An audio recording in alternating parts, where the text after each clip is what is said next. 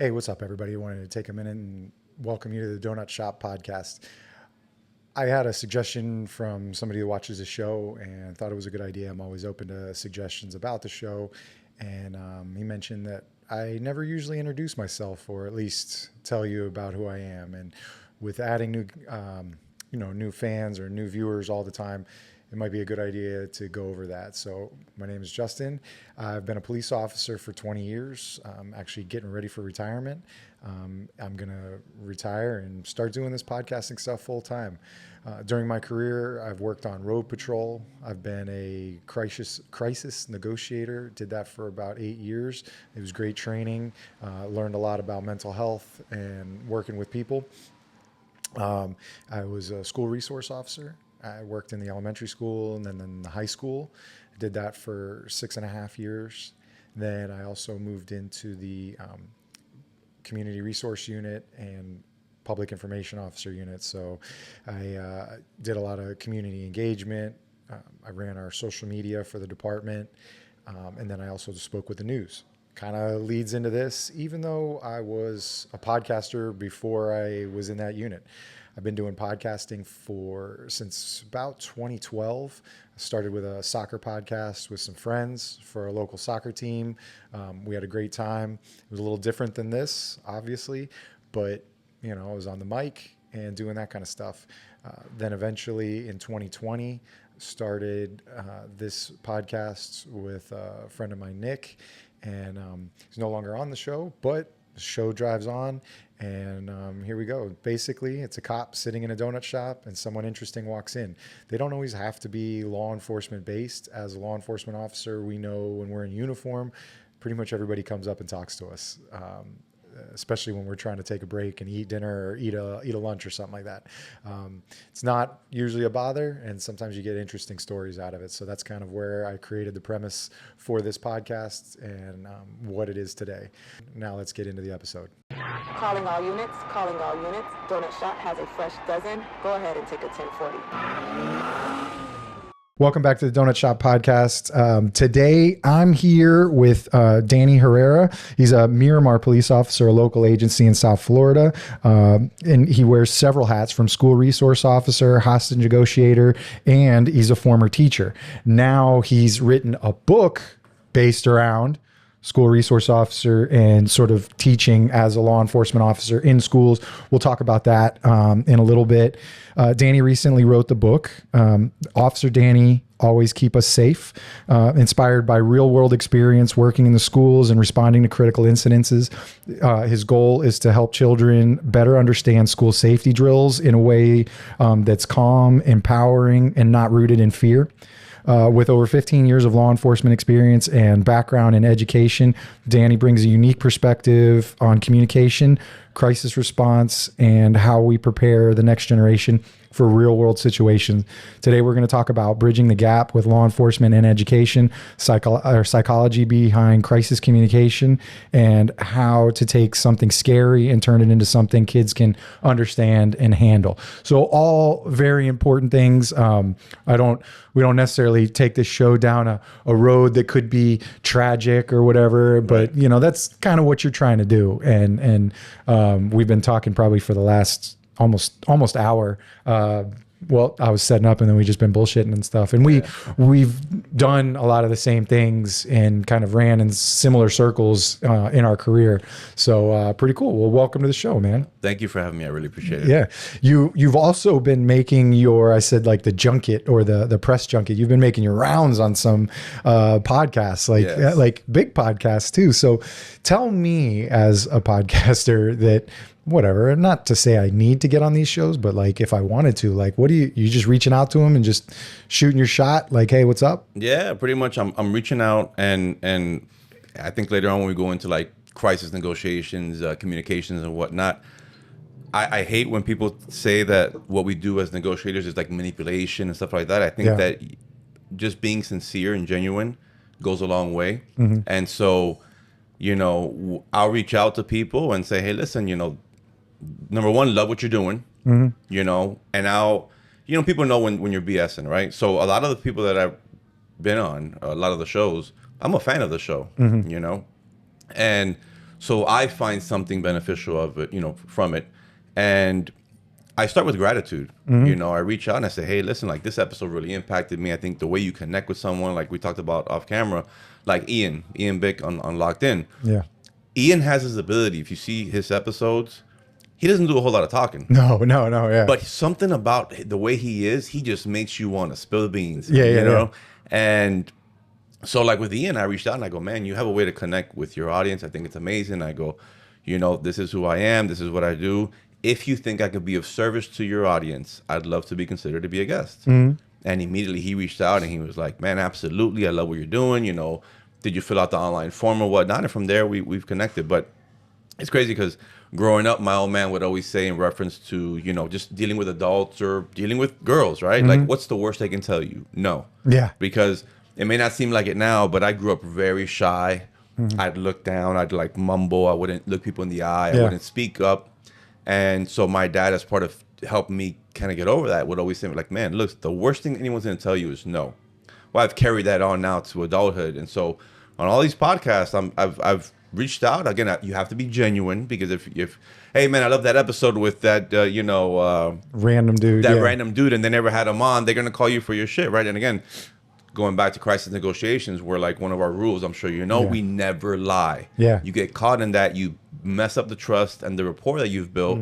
And so for me, it's just being genuine and reaching out. If they say no, I've had people that ignored me, but I've had a lot more people that reached out and just made great connections and great, relationships. Yeah, no, that's a fun thing because you like I've done that before for guests. Like some people that I've like they probably don't think like, oh, I want to get on Donut Shop podcasts, like that I've reached out to, and I would kind of write it in the PIO sense, like pitching, like the same way that I used to pitch, and you said you kind of did that, the same way that I pitch like a story from the police department, hey, we got this guy that did this and I think it'd be great. And you kind of tell that story to the producer, but there's ways that we learned how to do it in those schools that said like, you got to catch their attention right at the beginning.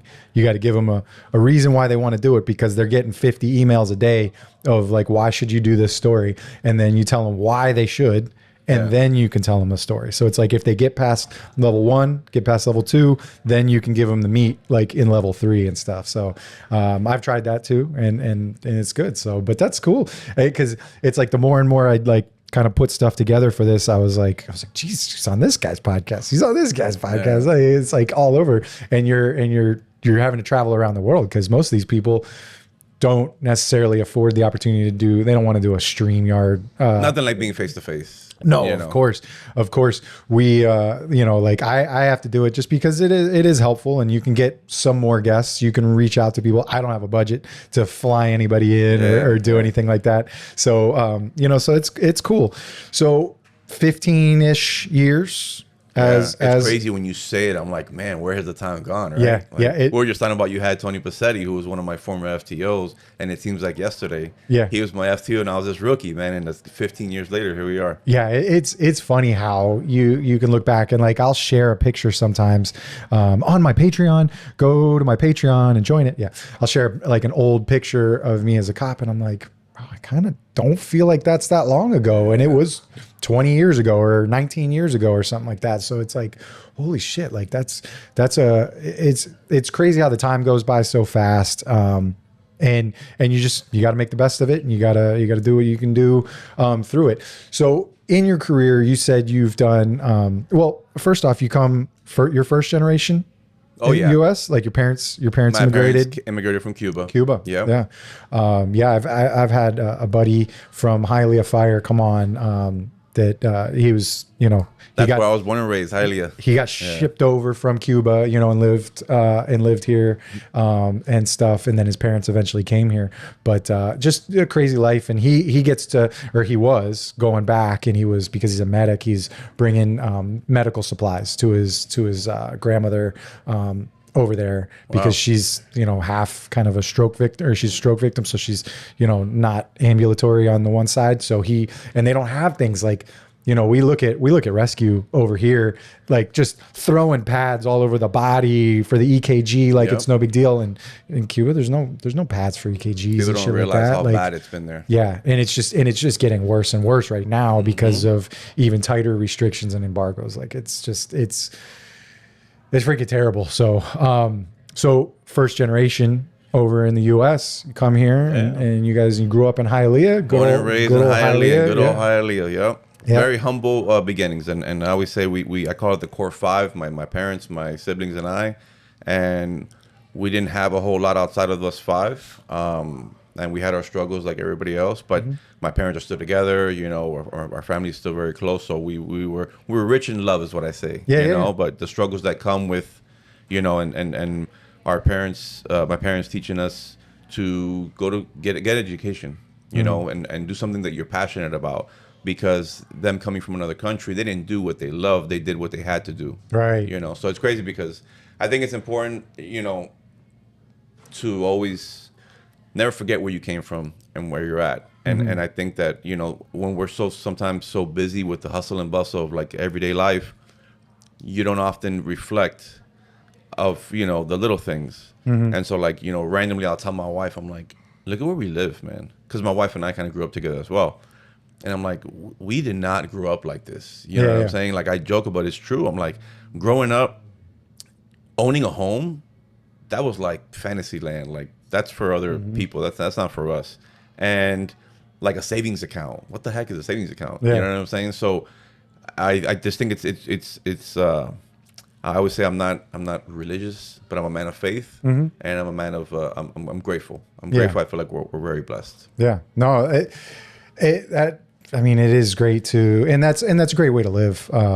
Because that's pretty much how I live too. And so as you came up and stuff like that, like what drew you to want to become a police officer? Was that like the first choice, or was that just something, you got a baseball hat on, like I feel like Hialeah, you probably got some baseball in you and stuff. So the baseball career didn't pan out. Yeah, I always say I was gonna play second base next to A-Rod at shortstop. The problem was I wasn't that damn good. So I played until you've heard of the term a cup of coffee, like in the show, like, where the guys that get called up for a day or two in the major leagues. Yeah. Well, I always joke, I had a cup of coffee in a small college you'd never heard of, and that was the end of it for me. Yeah. And it's crazy because looking back now, like you think at the time you're working hard, and I don't have a whole lot of regrets in life. I feel like everything happens for a reason. But looking back now, I'm like, man, I really wish I would have really worked hard. I was never naturally gifted at anything. As a matter of fact, like now with going on different podcasts, with being a negotiator, one of the best compliments people will tell me is like, man, you can speak to anybody, anywhere, anytime. But when they say, oh, you're a natural, I take offense to that because I'm like, wait a minute, you're kind of discrediting the hard work here. And I always say, like, I grew up again very shy, very quiet. If you saw me even early college, I did not want to talk to anybody. I didn't want to get like outside of my little circle. Yeah. But like to get in front of a classroom and all that, like at all. But I had to build those reps. And so then becoming a teacher helped a lot. I always joke, but again, it's true. When I went to the police academy, which, Jason Fody from Sunrise. Was he Sunrise? Maybe? No. Okay, well, he was my academy advisor. And at the academy, I'm 29 years old. They used to call me Papi. Okay, because I was like the third oldest guy. Yeah. And I was not I've always been kind of athletic, but our company commander was like, played football at like Columbia University and whatnot, super athletic dude. So I was never the best at anything. But I tell the story how I was the class president only because I was the only one not afraid to give the big speech at the graduation in front of all the chiefs. Yeah. Nobody wanted to do that. I'm like, bro, that's nothing, because at that point I had worked so many, I had worked 5 years as a... So you'd already been a teacher. I already been a teacher. Yeah. And if you can teach and deal with all these kids and administration and parents, by that point I go, man, what are you afraid of? You know what I mean? Yeah. So, dude, that's what, when I was an SRO in the elementary school and we were teaching like the equivalent of dare, grade, whatever we called it grade, teaching that, like you said, getting reps, it definitely got you reps. And in teaching with kids and maintaining their, and this is pre-cell phones for them because they're not sitting there with cell phones. But you think like if you're an adult and you're sitting there teaching like a class, like in our negotiation training when we do a class in the first half of the day, you got cops that are just sitting there like, no, it's work emails. As they're swiping through, and so it's hard to maintain people's attention as adults that are supposedly responsible and know, but kids are even more because they have no responsibilities for the most part, and they're full of energy. I always laughed at watching the elementary school, the kids, and I'm just like, there is like a serious, like the way they just shake in their chairs and they just move. I'm like, if you could just harness the energy, like Monsters Inc. or whatever, and just like pull it out of them, you could fill barrels of energy from some of these kids. It's so ridiculous, but to keep their attention. So it's like, if you can get up there as a teacher and actually speak, then who cares who these teachers are, or who cares who these chiefs are or whatever. Like only one of them is out there as your boss, and then there's a few of them that maybe they bring a sergeant or command staff with them, so they might see you, but hey, it helps because then at least now they know your name that first day on the job. They're like, all right, that's our guy. Our guy got up there. And they always seem like they're impressed if you win like the Frankie Shivers Award or the Marksmanship Award. They seem impressed. They may not remember it. But I bet you if you give a good speech, they'll remember that, because they know that they have to get up there and talk. So they kind of at least can see you as an equal of somebody that gets up there and talks. Especially in this job, right? Yeah. Like I always tell, like I teach the new hires now, and I always tell them like, our most important tools are our mouth and our ears, and I'm sure we'll get into de-escalation and whatnot. And I do think sometimes there's too much de-escalation, when there shouldn't be, because there's moments that there's no opportunity for de-escalation. And I feel like when you try in those moments, that's when we get officers hurt and killed. Yeah. But generally speaking, just listening to people and knowing how to talk to people, with respect and you know how it is, we start one way, and then like we always say, like, we're going to keep it respectful until you dictate otherwise. Right. But all those reps, because when I teach new hires now, like a lot of the younger officers, that's their concern.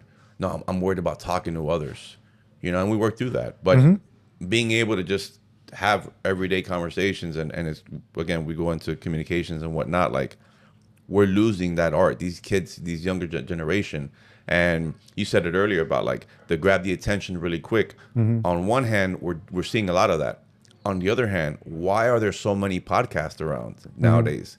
Because deep down, I think we still appreciate long form, phone away, connecting with others. Oh, I say it all the time. I've invited people that I want on the show because I know that I could probably talk to them while I drive from point A to point B, but then one of us are going to have to go. But if I can lock you in a room, guaranteed, scheduled for 2 hours, and have a conversation, and the phone's on Do Not Disturb, I can actually pick your brain about the things that might seem weird if I'm just calling you as a bro, like when I'm on the phone. But if I put microphone in front of you, I can actually dig into some of the things that I'm interested in learning about, like the stuff that you've seen or the stuff that you've done. Like I said, with my buddy talking about Cuba and stuff like that, like I've seen his videos. He's got his Meta glasses on, riding the bike through Cuba, he pulled a bunch of videos of like where everybody brings their trash right next to a freaking school, because he's in Camagüey. So it's like just a big trash pile of trash bags, like, because there's no government trash removal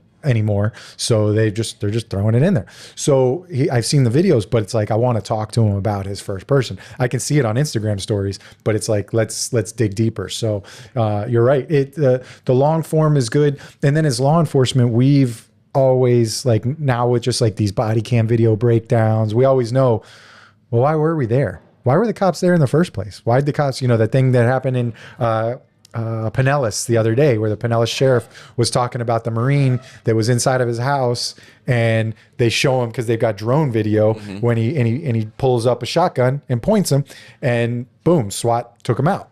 He was in his doorway, SWAT took him out. But and I'm like, okay, yeah, don't pull a gun on cops.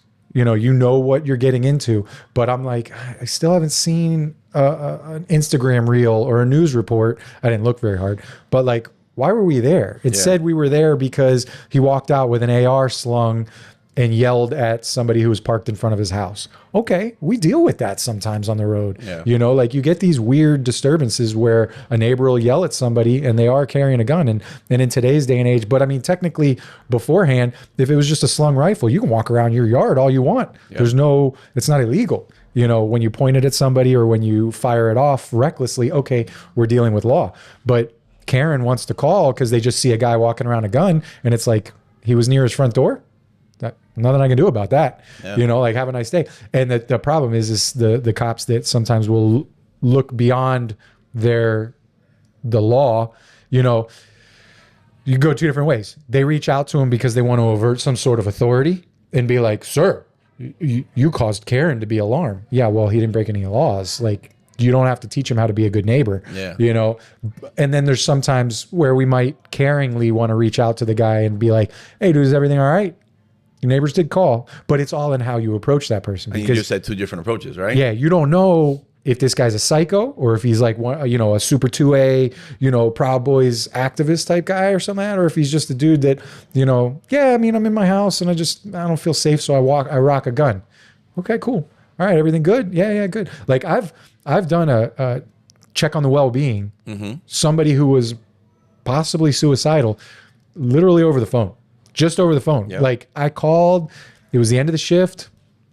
I was like, we could go route A, which full perimeter dealing with this bullshit, or let me just call this guy and talk to him and see if he'll meet up with me, if he'll come out. I sat in the plaza, like a couple blocks away, talked to him on the phone. And he was like, dude, Officer Yarbrough, like, thank you so much for talking to me about this shit. Like, you know, and I literally just listened to him You and spoke talked to him like a person. Yeah. And I'm sure you didn't have an ego. No. Because that's the big killer for us, right? Like Thank you. Yes.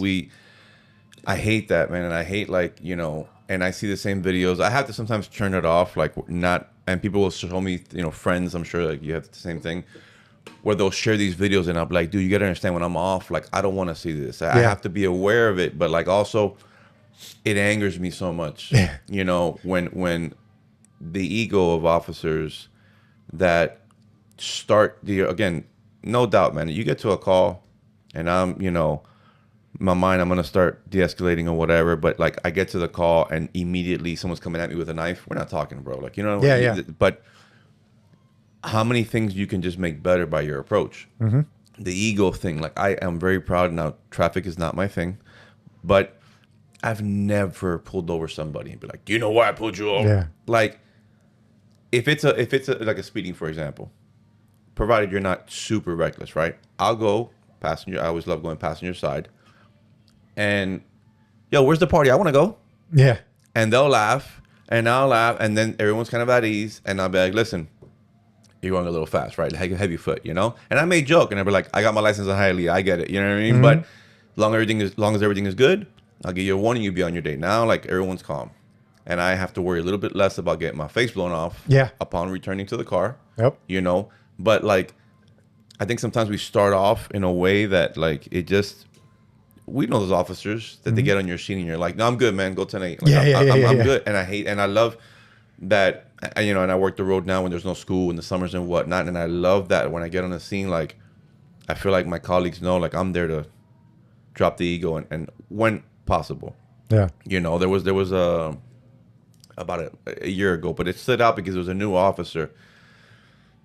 I was working the road and I go on I was leaving like some guy who was doing sexual stuff in the bushes and whatnot, freaking out one of the ladies outside her balcony. And I leave that call to a domestic. And the officers had been there the day before. I don't think the same officers, Miramar, had been out there the day before. But this guy was so just aggravated. It was his daughter's 1-year birthday. Mom and dad kind of living together, but it's not going well, right? And he is just agitated. He is like yelling. I'm the third officer on scene. The first 2 officers were kind of just standing by because it was my zone. That's a whole nother story. Yeah, But, you know. So I get there and no, F you guys, this and that. And I have this thing where I put my hand on his shoulder. Hey, I'm Danny. What's going on?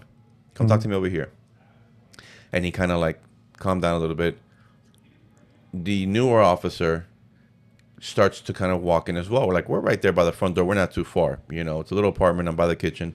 The officer starts to come in as well. No, who the F said you can come in? To my backup. And I'm like, my man, you know, what's going on? He's just my backup. No. Y'all arrested me last month. That guy's a freaking asshole. And I go, all right, hey, my man, just stay by the door. We're good, you know. And where he could see me tactically is not an issue. And I go, hey, you know, what's going on? He goes, oh, you know, yesterday was my daughter's birthday. You guys were here. You didn't let me see my daughter. She was with him. I just want to see my daughter. Like, I don't understand. Now, mind you, she's outside with her sister with the baby.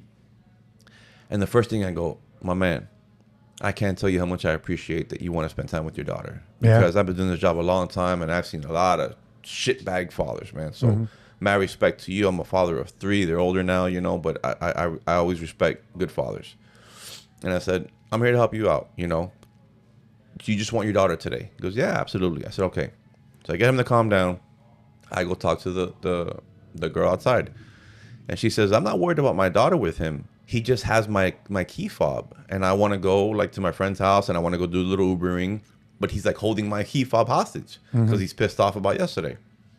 I said, so if I get your key fob back, and she says, I'll give you, baby. Yeah, no problem. I go back inside. I'm the one going back and forth, right? I know exactly. I know exactly the case. How that goes. So I go back to him and I say, hey, my man, what's up with the key fob? Oh, I don't give a shit about that key fob. I'm going to do with that. And I go, okay, relax. I said, would you help me look for it? And he says, that ain't my problem. You know, F her and this and that. And I go, all right. I said, remember why we're here. Remember what you want. It's not what I want. Yeah. What do you want? You want your daughter. And I said, if I guarantee you I can get you your daughter. He goes, I'll give you the key fob. Obviously, he's been lying to me, right? So he knows. So what do 95% about, oh, do you know lying to an officer is a crime? I hate that, right? Yeah. So I kind of start chuckling, and I go, my man, how are you and I going to be friends if you're lying to me already? Yeah. We're building a relationship off of lies, bro. In that stupid tone, I'm telling him that, you know? And I go, all right. I go, listen, I'll get you I'll get you the baby. You give me the key fob. Hey, but we can't lie to each other no more, man. We're building this friendship off of lies. This is not good, you know? He kind of chuckles a little bit. I tell the young lady, I go, hey, I'm going to get you the key fob. All right, but I get the baby. I go back to him. I give him the baby. He gives me the key fob. And again, instead of like, oh, so you were lying to me. I go, my man. I go again. I go, here you go. I said, go spend the day with your daughter, bro. And I said, listen, you know, just if you're not going to work out with the mom, you know, go to the courts and do things the right way so that we have these scheduled days and you don't have to be on this mission. You know what I mean? But besides that, you know, call us if anything and just, you know. But the point was, I calmed the guy down. Everybody got happy. I mean, everything was resolved. And again, instead of like, oh, F you, I won. Now, no. I'm still telling him, like, I appreciate him. I think what he's doing is commendable. He has to work on the ways he's going about doing this, right? But ultimately, a guy who wants to spend time with his kid, I'm all here for it. As soon as we walk out, the rookie goes, man, that guy was full of shit. And I stopped him right there. And I'm not that dude, bro. Like, I'm not like, Mr. I know more than you or whatever. And I go, let me ask him. I go, let me tell you something. I go, that guy could have been full of shit. The girl could have been full of shit. Probably they're both in some ways were full of shit. From what you saw me do, did I make it seem to him that I thought he was full of shit, or did I treat him with respect? And he goes, no, you did. And I said, okay, then. Ultimately, everybody won here. If I went in with an ego, even when he lied to me, and I bring out this statute that says you cannot lie to cops and all this, and then we're just gonna arrest him for resisting. We're gonna amp it up. Exactly. Yeah. Now we got a 15 paperwork. Got to go here. Got to go there. When your job was to fix this problem as soon as possible. That's what you wanted. Yeah. To fix this problem and go away. Now because of your laziness and because of your lack of tactical skills. Yeah. Now you got yourself more work. Yeah. How does that make sense? Nope. Right? So it's funny because we talked about kids earlier and silly example, but like my little one growing up. Yo, Papi, I want to go do this. Like, okay, when you're done picking up your room, you can go do whatever you want to do. And he'd do like a real shitty job. And I'll call him and I'll be like, listen, Your main goal was to get to what you wanted to do. Now you made that so much longer than it had to be by doing a shitty job to begin with. And even though it's a silly example, I feel like cops do that. Like you want to avoid the paper, you want to avoid the transporting, you want to avoid this because you want to go to have your 40.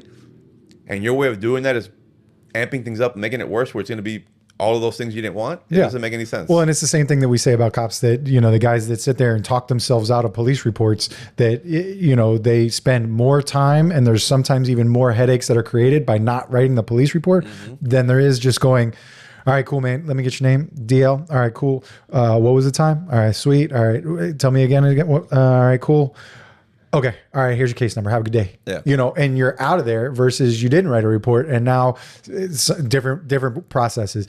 Some guys got to go back there in 2 days for the same exact freaking problem because the guy's still having the problem. And then they're like, you know, Herrera didn't do, Yarbrough didn't do anything last time. Yeah. Fucking guy just always sloughs off the job, or they call and complain. And then you got a sergeant calling you going, hey, this guy's saying he's talking about a crime and you didn't write any police report. You didn't document anything. Oh yeah. I was going to get to that. I was going to circle, and then you're lying and you're making shit up. So it's like you end up creating more of a problem for yourself than just freaking doing the job and being done with it. We're gonna take a quick break, and then I got a question about egos when we get back. Hey, what's up, everybody? I wanted to tell you about my Patreon. I've opened up a Patreon, just like my friends over at Anti-Hero, with good advice from Tyler. I feel like this is going to be a great opportunity to, you know, get to know the audience. Patreon's an interesting platform. I can post some videos. I can do some stuff. I want to, you know, do some cooking on it. I've been cooking pretty much every night now, and I wanted to put some of these recipes that I get from a website, and I'll share all that on Patreon, tell you where to find it and stuff. But I wanted to put that on Patreon. Right now, there's only one tier, just $5 a month. Join the Patreon. There's going to be steep discounts on all the swag that I have on my website. It's going to knock down the price pretty good. And then all kinds of other things as the Patreon grows. So I invite you to check it out. The link is in my website, donutshoppodcast.com, and you can join the Patreon and get in the conversation. All right, we're back. Just pull that. Oh, I think that was where it was. I'm just thinking about this camera because sometimes they end up pulling the focus away from, not from me, but pulling the focus away, and then it just screws up the look. So you mentioned ego. So, and not taking a jab at you, but as a Latin guy in South Florida, how do you combat or not have this ego dominated persona, especially as a police officer? Like, how do you fight that off? You're talking about the machismo. Machismo, yeah. The way that I grew up. Yeah. The way that I grew up. My parents stood together. It's going to be 50 years soon. And so, like, my wife now, very strong character. But we are a team. I grew up seeing a team. My father, no doubt, like, you know, the protector, you know, and all these things. And I don't want to get too far down this road, but, you know, nowadays I feel like sometimes we lose sight of, like, no doubt, like, I always say men and women are not equal. Women are so much better. You know what I mean? Like, and they're so much stronger, and they give birth, and, like, you know, we have like a sore throat. We're like little babies. You know what I mean? Like, but push come to shove, like, I'm a little bit old school in the sense of, like, I'm out with my wife tonight. We'll probably go on a date, right? And somebody comes trying to start something or trying to rob us, like, I'm not turning to my wife and be like, babe, do something. Yeah. Right? Like, that's me. Yeah. And so, all that being said, though, like, I saw my parents communicate and talk things out. And, like, yeah, there's some decisions that maybe my father, like, hey, I think this is best for this reasons or whatever, you know what I'm saying? But, or, like, you know, I have an older sister, younger brother. So they had 2 boys and a girl. Okay, on this, you know, maybe my mom didn't understand why my dad was hard on me for this as a young man, but we're dealing with a young man, so maybe he knows a little bit more. And then my dad may be like, okay, well, my wife dealing with my daughter on this, I don't understand that. I'm not a woman. So me and my wife have taken that approach as well, where there's certain things with the kids growing up. I have 3, they're all adults now. It's crazy because my little one just turned 18 in February. Wow. and I have a 20-year-old and a 24-year-old. And there were certain moments where I would say, babe, you may not agree, but as a young man, this is what I'm trying to teach him.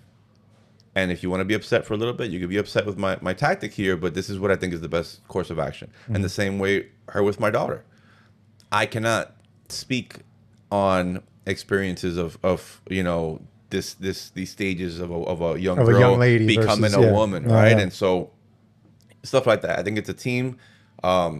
But yeah, the notion of like I get home and like, where's my dinner, woman? Nah, bro, I didn't see that growing up, and that's not the way, So yeah, therein lies part of it is probably the upbringing, like you said, the foundation that taught you that, and then you've been able to recognize those things and carry them forward on the job. and then carry them forward onto the job, because it's there's times where you're kind of like, oh yeah, I need to be, but I felt like I just really didn't care so much, like Yeah. I had the job to do. I did those negotiations with those standbys or those basically a domestic that they were having, or a child custody exchange, and you're negotiating all this stuff. And it's so funny that, because it's like, yo, this is not law enforcement, but sometimes this is how those people were raised, where cops have to solve your problems. Cops are called to your house daily, all the time. I didn't grow up that way, but it just, and I needed to, you need to like just own up to it and just say, all right, that's the way that these people are built and that's what they want to live with. But I got to treat them with the same respect going forward. And they all eventually need to be happy. Where do I want to go? I want to be not here anymore. But if I just slap them both in the face and walk away, it's not going to solve the problem. I'm going to be back out here in an hour. Yeah. Or there's going to be a kidnapping because, he pushed her out of the house and grabbed his kid from her and now locked the door. And now that woman's like, hey, he stole my baby. And then supervisors are listening to it and stuff like that. You got to have like forward thinking on some of this stuff too, and just sort of bite your tongue. But the ego is what gets most of us in trouble on stuff like the First Amendment auditors and, those guys like, oh, I'm a cop. You got to listen to me. I'm the one that knows more of the law, more information. And it's like the guy's sitting on a sidewalk and it's like, not really anything you can do. Yeah. And you got to back down. You gotta, yeah, wait a minute. Okay. Because society today doesn't look at us in uniform and just automatically respect you in uniform, but I found that sometimes you come in with a, hey, what's up? And you don't act like a police officer, even though you look like one. It kind of changes their demeanor, sort of like your traffic stop, like where's the party, bro? You spoke about it earlier, I think off camera, where like, we're looked at sometimes like, oh, like people don't realize we're just humans. Yeah. We're just people. And there's so many examples of that, where something else I've talked about before, and I always give the disclaimer if anybody in my PDs, but I don't actually race anybody, but something silly that to me is like, okay, and like a lot of what I do, like, even personally, my kids now like, oh, dad jokes and all this stuff, and it's crazy because going back to the way I was raised, a lot of what I do has nothing to do with police work or any of that training. And just yesterday, I was out to dinner with my wife, and I was making little jokes, and I'm making the waiter laugh. Mm-hmm. He was new. I can tell he was new. And I'm like, yo, my man, you're new at this position, right? Plus, we go to that restaurant a lot. And he goes, yeah, no, I used to bus, but then now I'm like a server. And I go, bro, you're going to do just great, man. You'll be all right. And he's like, oh, thanks, I appreciate that. I go, hey, we're in no hurry, bro. Like, you know what I'm saying? And all these things. And immediately he walks away, and I tell my wife, I've become my father. Yeah. Because my dad was that guy. Like, where in some ways you would look at my dad and be like, oh, super serious, Yeah. But he talked to the cashier, he talked to the bag boy, and I do all those things because what does it cost? And being human. But now you add into the mix the uniform. Just yesterday, this was funny because obviously I'm an SRO. I want to say this was like Wednesday.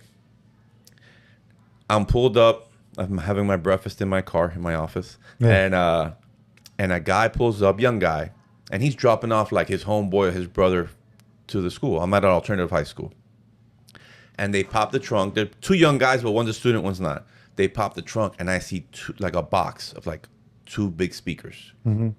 I get out of my car, and I'm like, yo, my man. And he looks at me freaked out. Yeah. And I'm like, those are 212s? And he's like, yeah. And I go, bro, you just took me back to 1996 Hialeah, bro. Yeah. I'm like, that's awesome. I go, what amp you have? And he's like, oh, I don't know. I'm like, bro, my man. I go, you got to go Rossford Fosgate. You know what I mean? And then I go, let me see the receiver. Stand the receiver. Clarion, bro. And he's like looking at me like I'm talking French. You know what I'm saying? But I go, okay, you know, he goes, no, it's a little bit broken now. And I said, okay, don't fix it. I go, nice setup, man. I go, bro, I had a little Toyota. It's my first car. Yeah. I couldn't even have anybody in the back seat because I'd like my tires were too big for the car, and I had the big box in the back. It was whatever. But that was like Wednesday. Yesterday was dismissal. Friday, the guy comes to pick up his I don't know if it's his brother or whatever, and he comes up to me and goes, hey sir, he goes, I fixed it. And I go, let's check it out. The brother who's a student here goes, yo, officer, man, I thought you were mean, bro. Yeah. And I'm like, well, don't judge a book by its cover. And he's like, no, because you look really tough. And I go, I'm just a dude, bro. Yeah. You know? So we go to the car in the parking lot, and he's showing me like some Spanish music. I go, nah, bro. I go, what do you go off Spotify or whatever? And he goes, nah, I ain't got money for all that, man. I'm on YouTube. Yeah. And I go, cool. And he goes, you want to put something? And I go, yeah, give me. And I put the intro to DMX, It's Dark and Hell is Hot, right? 1999. Yeah. So when that bass thumps, man, I'm like, I'm 19 all over again, right?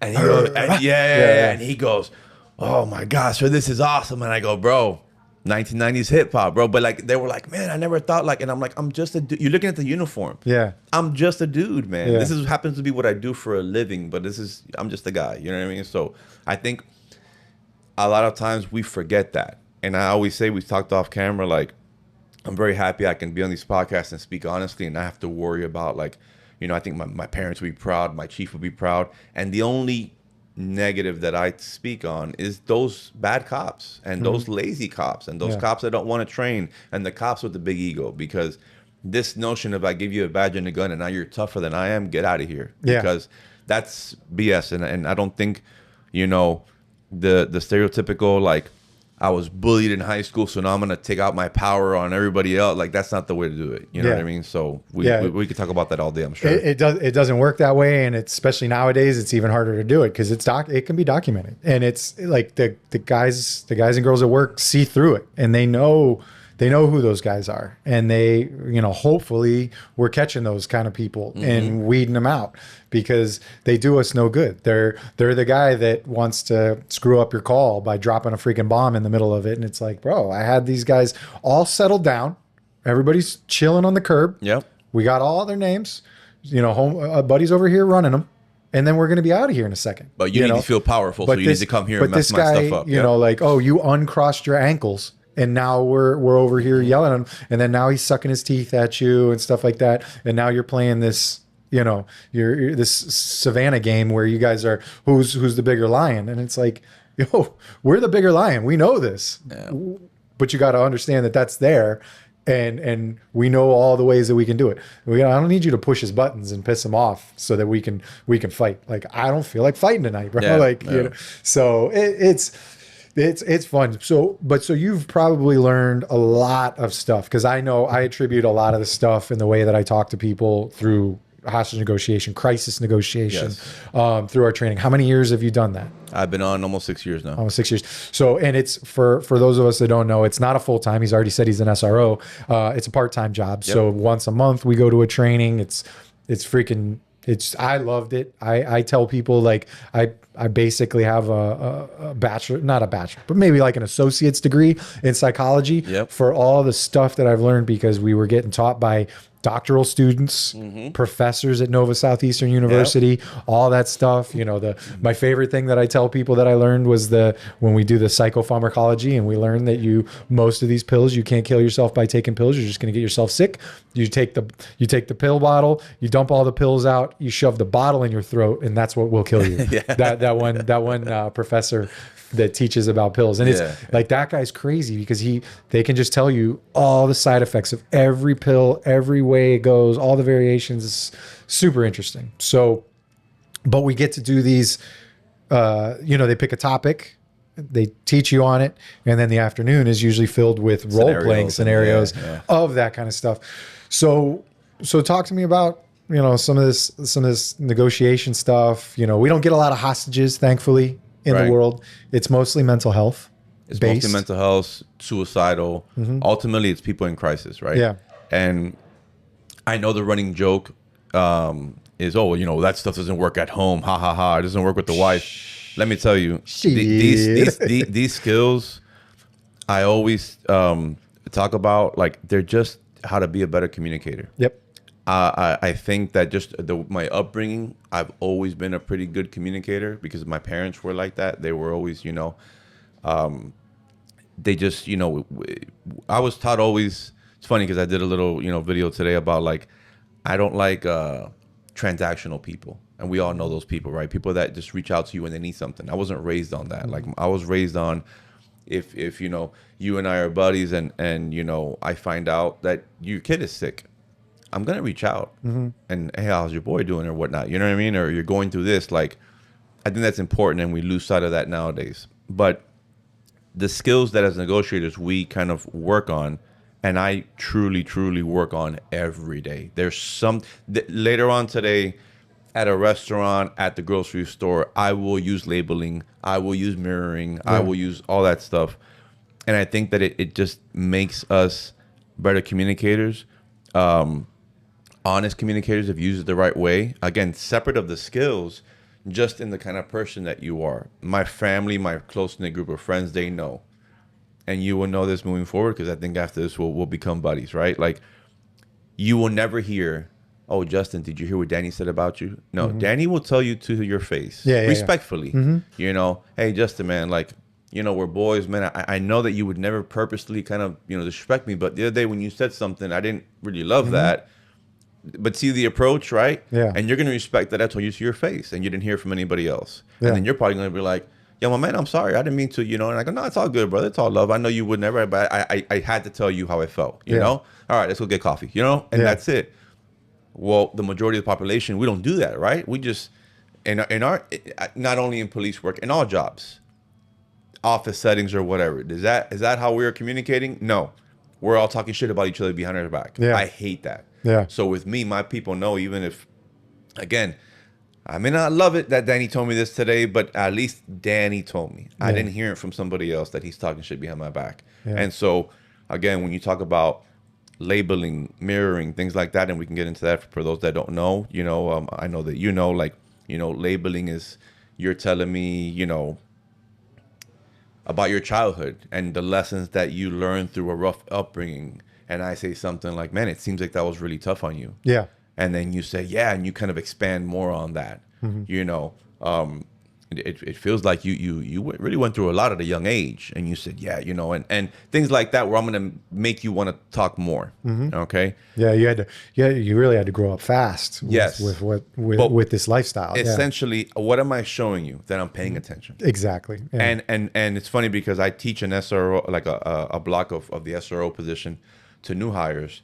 But I always sneak in there communication, working out, mental and physical, health and whatnot. And yeah. That's like the end of that, because I used to do like the crisis negotiation class for new hires, and you always, and it's like, all right, well, I got 5 more minutes with you guys, so let me throw in the Justin lesson of what I know at year 16, 17, whatever.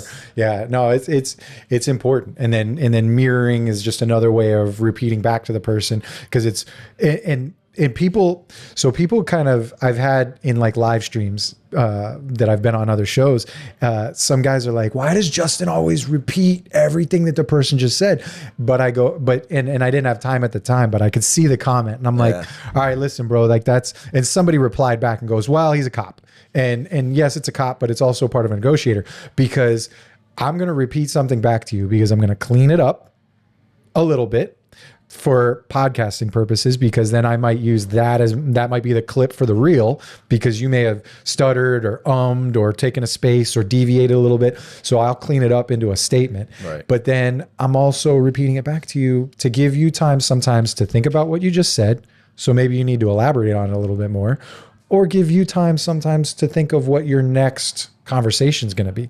So because we're working that. So sometimes fans or people in the chats may not understand exactly how the communication is going, but I may mirror something or repeat it back on a negotiation, because I also want the bosses that may have been talking to hear it, because they're like, oh, Justin's talking, maybe this might be important. Right. And, oh, okay, crap. All right. He's giving us some information that we need to pass on to SWAT. faster than maybe the scribes writing it down and passing a note up to command in the bus or something like that. So it's like I'm saying it because it's like guys that are listening need to hear this, and I'm repeating it. And I'm also letting that person hear it too.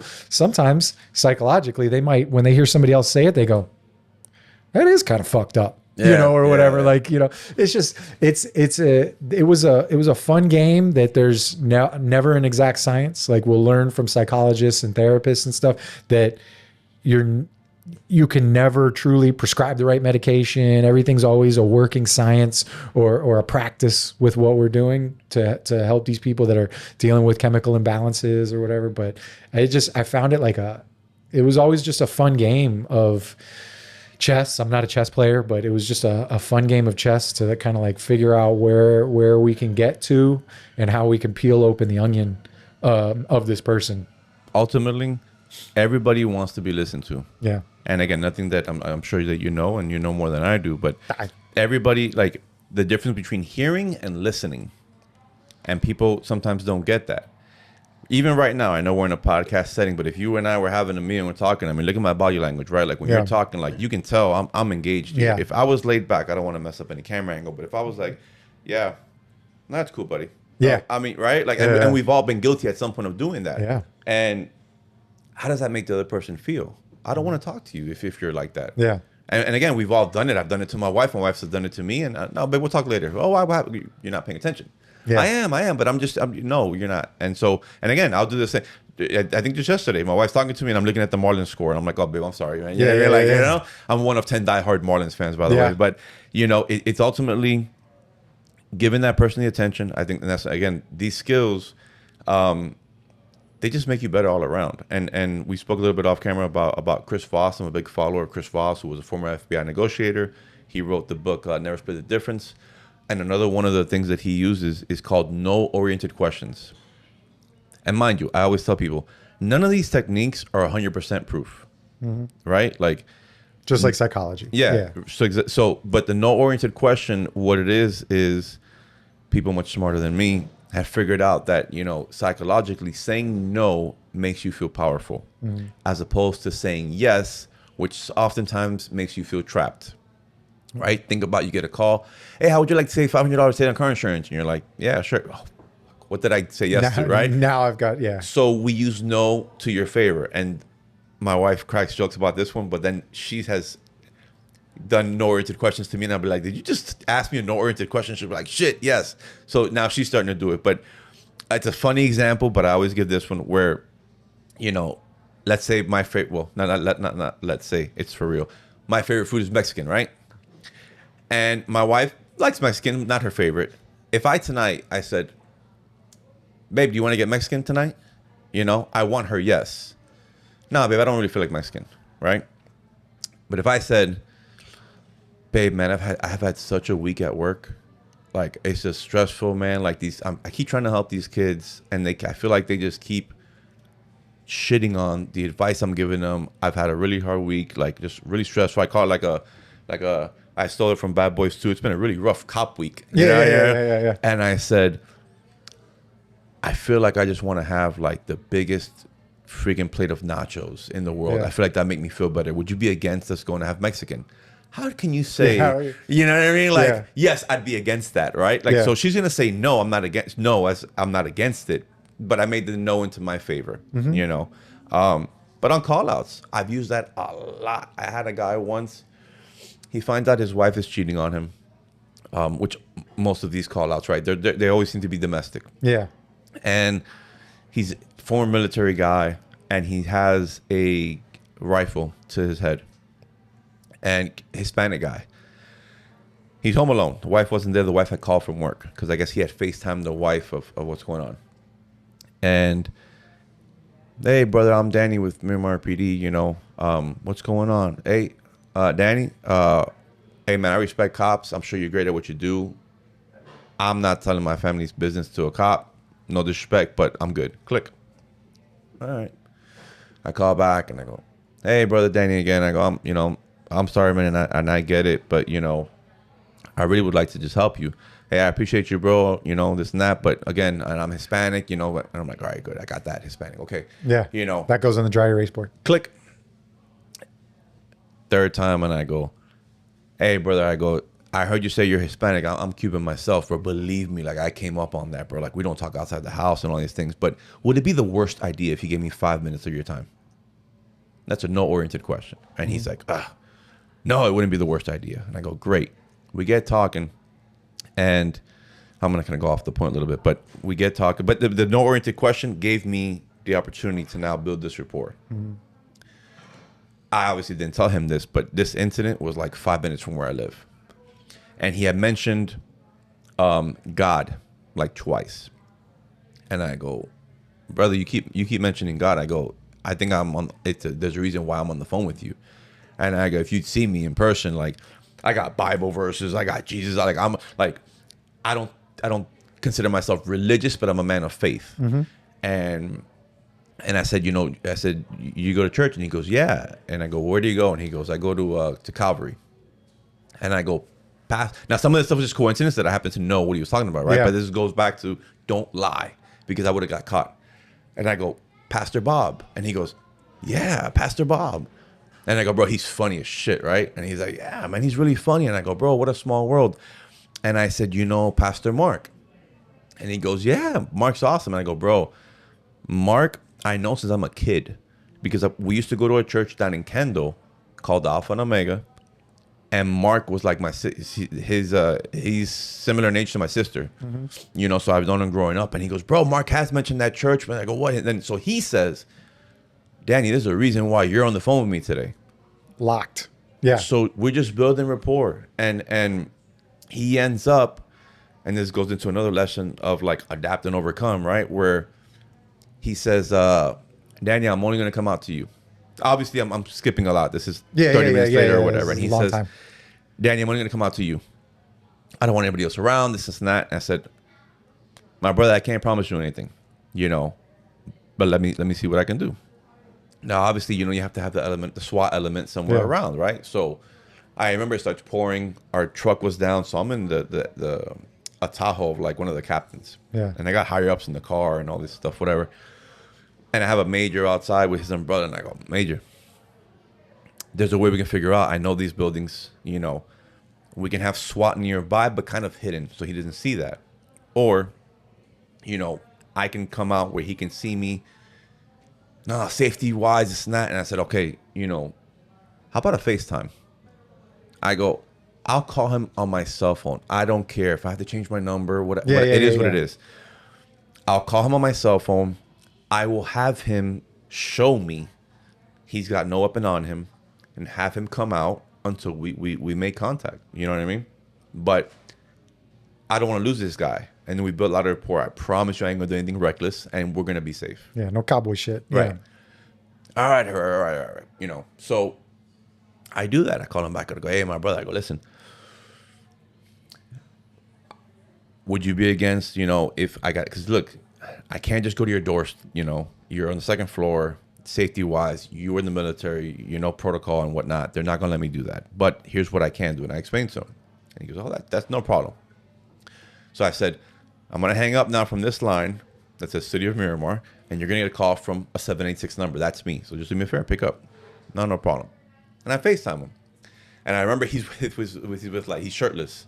And he's showing me, and I'm like, all right, show me this, show me that. Don't show me that, right? Yeah. And he's not armed. And then he tells me, like, should I put a shirt on? I go, if you're okay with it, just stay shirtless, because then I got to do the whole, just to make sure, whatever. Yeah. And I go, hey, look, this is where I'm at. And I show him.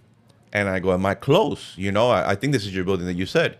And he goes, bro, don't even come up. Just stay right there. I'll go down to you. And I'm like, perfect. You know what I mean? And sure enough, he comes, and all good. Yeah. Problem solved. Nobody got hurt today. They recovered the rifle. Everything was good. The whole point of the story, going back to the communication part of it, the no-oriented questions can be powerful. They can be good because, again, he was in control. Whether I want to admit it or not, he was in control. To hang up as many times as he wants, to take his own life, to do whatever he wanted to do. Yeah. But by making the no in my favor, now we got a good resolution there, right? Mm-hmm. So, again, little things like that, I think are beneficial. And I think that just goes to a little bit more openness in communication about what it is that you want. Like I find that I'm doing that. My wife and I are doing that a lot more. Like we used to do, like, where we'd just be sitting on the couches. We have separate couches. We'd be sitting on separate couches, just eating dinner. And I was like, one of the things we need to do is we need to communicate more. Like, we need to, like, be present. We don't necessarily have like a dining room table that we're going to sit at, or a kitchen table to sit at. Like, we want to kind of watch TV and catch up on our shows or something. So, like, let's just sit right here at the coffee table, like, Japanese restaurant, sushi restaurant style. Like, let's just sit here. We're looking at each other, phones are down, we're talking about our day, that kind of thing, and watching the show, and at least during the portion where we're eating the meal, we're doing that. We're having that communication, and then there are times, like, where as you said, you say those things and you give somebody just this quick, like, refusal, but there's more to you on why you want Mexican. She probably already knows you want Mexican food, but if you do actually, and if you're honest about it, like, what I've been craving all week, even if it's just that, you just say. Because we've all done it, where we're, all right, what do you want to eat tonight? And it's like, I don't know, Panda Express, bro. Like that's a go-to, easy given. But if you're actually thinking about something and you actually express some feelings about it and express more information, you're gonna get what you want out of it. And you hit the nail on the head, because especially when a lot of times, especially as cops, right, like outside of work, we hate making decisions, right? Yeah. Like, we don't want to make it. So 90% of the time, babe, what do you feel like eating? And I'll say, babe, whatever you want. Because I'm going to throw out these suggestions. You may not want it, as opposed to whatever you want, I'm going to eat the hell out of that. You know what I mean? So when I have a request, it's not often. So it's, but. Yeah, which is true. Yeah, I feel the same way. I make decisions for everybody all day long or all week long or whatever. Like, I don't want to make decisions at home, or it's just easier, and I don't, and it's probably the police officer in me. I don't like to hear no. Like, I just don't like no, and that's one of those fears that I have to work on is, like, when you're reaching out to somebody and they say no, and it's like, fuck, man, I was already in my mind planning what that podcast was going to be. So, but we need to think of, all right, how do we readdress this maybe better, or circle back around in like 5 months or something like that, do a little bit different of a pitch. And maybe this person will see, like, oh, this guy's still around. He's not a flash in the pan podcast or whatever, like, I don't like to hear no. I didn't ask a lot of girls out. I let them come to me and ask me out, because then I didn't have to hear no, and that kind of stuff. But, that's me. So, all right, we'll take another break and we'll be right back. Yo, what's up, everybody? I want to let you know I have a new website format. Same website, donutshoppodcast.com, but this time I'm running it through Shopify. Make it much easier to purchase items, because aside from the hats that I have up there, Donut Shop Podcast, PVC hats, the blue line snapback, laser mesh, nice and clean on the inside, comfy hats, I have some other swag, t-shirts, can koozies, just some other stuff that I put up there. I'm running the website through Shopify, and so it'll make it real easy for you guys to go on and purchase some stuff and support the show. So thanks for tuning in and following the show, and don't forget, donutshoppodcast.com. Thanks. All right, we're back.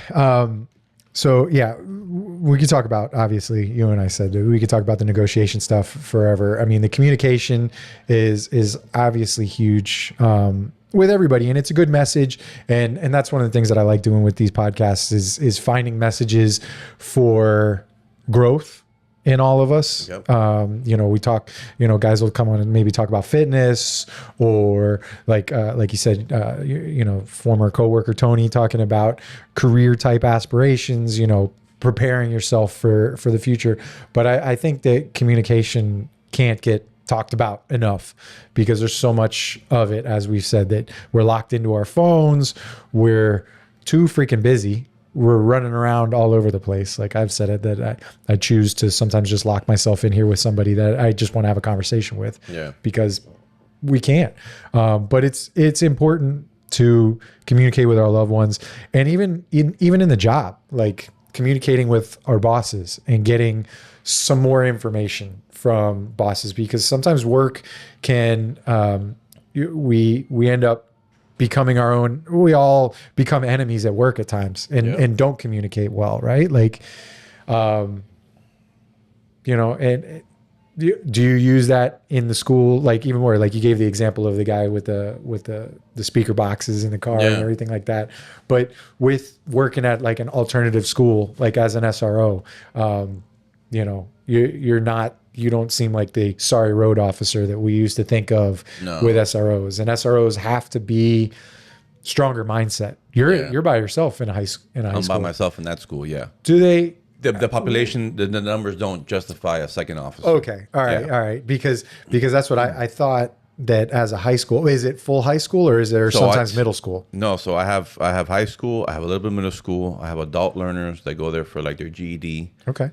We have ESOL, and we have a daycare for the teen moms. Wow. On campus. Yeah. Yeah. So it's a lot going on. There's a lot. Wow.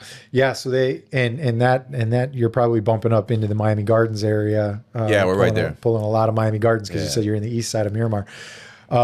So you gotta work and have the knowledge. And this is something that you said you've been there for how many years? 6 years? I've been at that school 9 years. 9 years. Yeah. And you're just doing it because many times I don't think everybody wants to take that. You know, we have in the county, there's a few schools that, you know, on the road, like you learn when you ask the guy like, hey, where do you go to school? And it's like, oh, William Dandy or whatever, Dady or whatever. That's the other alternative school. And it's like, oh, okay. All right. So you're maybe a burglar or you're whatever. Like you're one of these guys that gets bounced out of the schools. And it's not every student, you know what I mean? There's students that they're just behind in credits or whatever. And they'll go there. They're kind of like they have like a credit recovery program, and, you know, or they came from another country and there's a language barrier or whatnot, you know what I'm saying? You said. So, you know, but yeah, we spoke off camera earlier where, you know, a lot of my colleagues will joke, and when they'll see me, they'll be like, yo, why are you still there? And I've had multiple, like every year I've had the opportunity to go closer to home, a nicer, you know, school or whatever. And it's the perfect population for me and what I like. I still feel like a police officer. I still handle crimes, you know, but also it's the population that I like connecting with. Like I said off camera earlier, I like talking tattoos. I like talking jujitsu. I like talking like, you know, oh, you want to be a college athlete. Okay, well, what are you doing for that? Or, you know, like helping the next generation. You know what I'm saying? Like I did my time with little ones, both personally and on the job, you know, as a teacher. And so now I like kind of helping those young adults or soon to be adults in any way that I can. And it's crazy because some of the best moments for me are like the non-organized, you know, it's not a behavior assembly or this that I'm supposed to teach this. It's just regular conversations. Hey, Herrera, I got pulled over yesterday. Like, can I tell you what happened? Like, was the cop right in doing this or was I right in doing that? And like me giving them advice about how to handle things. Yeah. You know, obviously always be respectful. And then, you know, if you feel something was done the wrong way, later on address it, you know, but don't become bad, but don't do this. And if if you have a gun on you, tell them this and, you know, whatever, like things like that, I think can make a real difference, you know? You're in a point where these guys have probably already made some mistakes, but they have the opportunity to make even bigger mistakes. Like if they're still around and they're not in some sort of detention facility, they have the opportunity to kind of clean up a little bit. Yeah. You can polish them. You can help polish them a little bit, and you can have those conversations with them that could be impactful later in their life. And it's fun to do that. And there's a few that I still have to this day on my Instagram that have found me after the fact and, you know, hey, what's up? You know, and I see them doing their thing. Yeah. You know, they're living their life and they're productive, or they're, you know, they like, you know, there's one kid, his name was Always, he's Turkish. He's Moroccan. And he used to be that one that would slide into my office and stuff like that. I'm like, bro, it is not class change. Like, what are you doing? Yeah. And he's like, I'm going to sit over here in the corner for a little while. And I'm like, no, you're not. Like, you can't sit in here because, you know, the AP is going to come by and he's going to come in and want to BS with me. And you're going to be sitting in this corner. Like, you know, so they felt that trust with you, but he was a cool kid that, you know, I could talk to, and he would come to me with advice because oh yeah, my brother, he got in this fight, or, oh, I'm going to fight this kid. And it's like, all right, let's talk about what you're gonna do. And like you said before, you know, you lay down like, all right, these are your avenues, these are your penalties. Like, this is what you're gonna see. This is the thing. And some people forget and they don't realize that.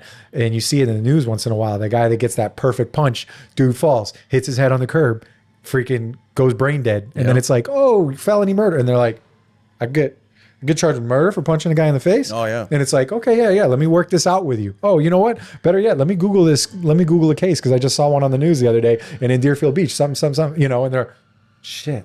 Oh, you know, so sometimes you can even feed them knowledge because all they think of is what they saw on social media and these fights after school or whatever. All right, I need to be tough or whatever. So and I watched this guy. He joined the Marine Corps, blew his knee out in the Marines, and then came back. He was in San Diego area and you know, got into fitness, became a kind of a fitness, sort of trying to do his fitness influencer thing through one of these type of gyms that's like that and promotes that and does that. And now I think I just saw he's in the fire academy. Nice. So like, yeah, dude, go do your thing, man. Like, you know, like he's obviously got a mind for service and not afraid for service, you know? And so, you know, he'd hit me up when he was in the Marines and he's like, yo, can you spot me $50? I'm like, are you seriously calling like your former SRO, like 2 years later, like asking me to sell you $50? Fine. You know, and sell him $50. Like, you know, and then I hit him up like a month later. I'm like, yo, did you forget about me? Like, where's my $50? He said it was Friday was payday. Yeah. Like, where's my $50? Like, you know, so it's, you know, kind of keep that, you know, moral compass, that kind of thought process with some of these guys. And it's cool to stay in touch with them and kind of see where they end up later and do that. But, you know, I saw plenty of assholes too. Yeah. You know? No, and I'll give you a story that ties into going back to the negotiator role. But before that, you mentioned something that I say a lot where, like, I'll tell these kids, like, if you don't believe me or this, like, Google this. You know what I'm saying? Because when you're talking about the crimes, for me, the one that people and adults too mistake all the time is burglaries. Yeah. Right? Trespassing with the intent to do another crime. So, for example, you get into a road rage thing and you go and they put the window down and they're like, yo, what's up? And you punch this person. Yep. That's a burglary. Yeah. And they're like, what? How? And I explained to them and then I said, listen, you know, Florida State statute, like, look this stuff up. It's right there for you. And then you mentioned about, like, when they come back to see you. I had one last school year. He came, he's a dad now. And I'll give you this quick story on this young man. I mentioned off camera earlier, I do a basketball game every year, the high school team against Miramar officers, called Balling for Unity. So this December will be the 10th one. Nice. Okay. And there was a student, I won't say his name, but he was the best player on this team. A kid who literally was trying to play college basketball. And a month or so before the game, after school, but on campus, his friend had bought like a BB gun, brought a BB gun to school, and he lets off a couple rounds. I had to do a non-custody on him, okay? Good kid, made a mistake, right? I explained to him the process. You know, by the time that I was made aware, you know, he was suspended, so he wasn't there, but I spoke to him and I go, hey, this is the process. It's not, eventually they're going to put a warrant out for your arrest if you don't, you know, whatever. You couldn't make this shit up. The day of the game, I see the warrant in the morning. And I tell the basketball coach, I go, hey, the warrant came out. I ain't dealing with this today. He's playing. Okay? Yeah. And I said, I always do the games Thursday, end of the week, but if command staff, usually like command staff comes, you know, they don't work Fridays in Miramar, so I do the games Thursday. And I tell the coach, I'm going to talk to him later or tomorrow and tell him what the options are and we'll work through that, but he's playing. At the end of the game, my favorite part of this event is they close the cafeteria down except for both teams.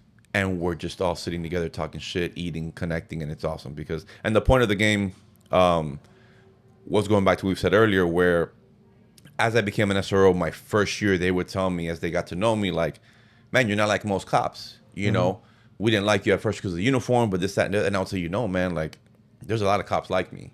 We just became cops, but like we grew up similar situations like you, similar challenges. And as a way of showing that, I created this event. I handpicked my players also because we don't want those cops that are gonna, you know, I kind of have no fights in that. You know what I'm saying? Like, that's super competitive and whatever. It's a good competitive team, but so my favorite part is when we're eating afterwards, and I called the kid aside and I said, hey, listen, remember I told you this was going to happen, that, and the other. And I said, the warrant came out this morning. And I go, but look how much, man, like, I like you as a person. You made a mistake that you were going to play this game no matter what. And I said, we're going to enjoy the rest of today. Tomorrow, just tell me how you want to handle this. And I gave him the options. You know, you're going to turn yourself into me, turn yourself into the PD, however you want to do it. And then, you know, if you want to think about it over the weekend, no problem. But immediately he's like, no, I want to deal with you. We'll do it tomorrow morning. Mm-hmm. And I'll turn myself into you. I said, okay. So the next day he comes in and, you know, the big traffic of kids coming in and whatnot. He comes right to me. I was kind of like posted up kind of where like the single point of entry is. Yeah. And, hey, good morning, Herrera. He's like, I'm ready when you are. And I go, I appreciate you. I go, just stand by. I'm not going to do all this in front of everybody. I don't want to cuff you in front of everybody, whatever. Yeah. And yeah, because the guy's not a dangerous felon. yeah, exactly. He didn't hurt anybody. Exactly. He just made a mistake. I knew him enough to know who I was dealing with, right? Yeah. And so sure enough, the morning traffic kind of slows down a bit. And I say, you know, do you have anything on you? You want to get, his girl went to the school as well. No, I gave my stuff to my girl. It's all good. And I said, okay. And I go, hey, listen, you know, we still got sometimes parents because there's various starting times, a lot of visitors and whatnot. So I'm like, hey, I still don't want to cuff you in front of, you know, people. So, and again, you brought up a great point. You got to know who you're dealing with here. Mm-hmm. I wasn't worried about him. And I said, listen, I don't want to cuff you in front of the school, just in case we have some stragglers, you know, some late people come in or whatever. So I said, by the parking lot, by the teacher parking lot, go to the corner. So that corner, you can actually see it from the turnpike. There's a big fence there separating the school from the turnpike. And I go, meet me at the corner over there. In 5 minutes, I'll be right there. I go, sure enough, he's right there. And I go, I have to call somebody to now transport for him. Mm-hmm. When I see the officer, the newer officer, she's not a terrible looker. And I said, I'll never forget, he's in the back seat. I'm doing the paperwork and whatnot. And I said, look how much you're my homeboy, bro. I got you the nicest, you know, officer here. And he sees her and he's like, yo, Herrera, you're the freaking man, bro. It just happened to be her zone, you know what I'm saying? Yeah. But it wasn't a big thing. I ended up writing a letter to the state attorney on behalf of him. Mm. And he came last year to see me. He's a dad now with that same girl, and he's playing semi-pro basketball. Cool. You know, and those are the stories where they're great. I got another quick story on the flip side of that where I get called out. Young guy, he's like 23 years old, suspect. He hit his pregnant girl. He runs away from the responding officers, and now he's barricaded in a shed of some random backyard with a gun. Oh.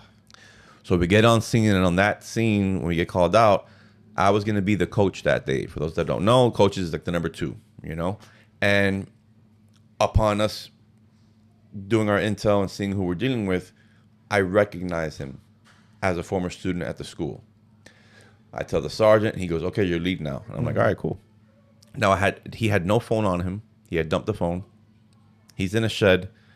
There was no way for me to communicate back and forth with him. It was going to be a one-way communication. They put me in the SWAT Bearcat, and now we're on the PA. I'm on the PA system. Mm-hmm. And I start with, hey, you know, so-and-so. I don't know if you remember me, but I'm Officer Herrera. I'm the SRO at this school. You know, I've been the SRO there for a minute. I was there when you were there. I said, hey, you're having a bad day, but I'm here to make sure that you don't get hurt today. I don't know what you remember about me, but I'm a man of my word. And, you know, I guarantee you, if you do what I say, you're going to be safe today, you know. And we started doing our thing, you know, whatever, but I'm not getting any feedback other than I would tell him stuff like, you know, hey, throw like a little branch or something outside of the shed. Yeah. If you can hear me, because again, I mean, I know you don't have your phone on you. I can't call you. And the sniper would tell me, hey, he do something now. And I'm like, okay, great. And I go, hey, great job, brother, you know, whatever. And then I just kind of reiterated to him, I don't know what you remember about me, but I even told the SWAT guys, I told my higher ups, like, this kid never gave me a problem. I remember you being a good dude. Like, we didn't have any negative interactions. You're just having a bad day. And I promise you we can work through this. We just don't want to make things worse. And again, I don't know what you remember about me, but I'm a man of my word. And I guarantee you, if you do what I tell you to do, you're not going to get hurt today. Nobody wants you here hurt, especially me. Sure enough, I gave him the exit strategy. Justin, he comes out, man, bawling, crying with his hands up.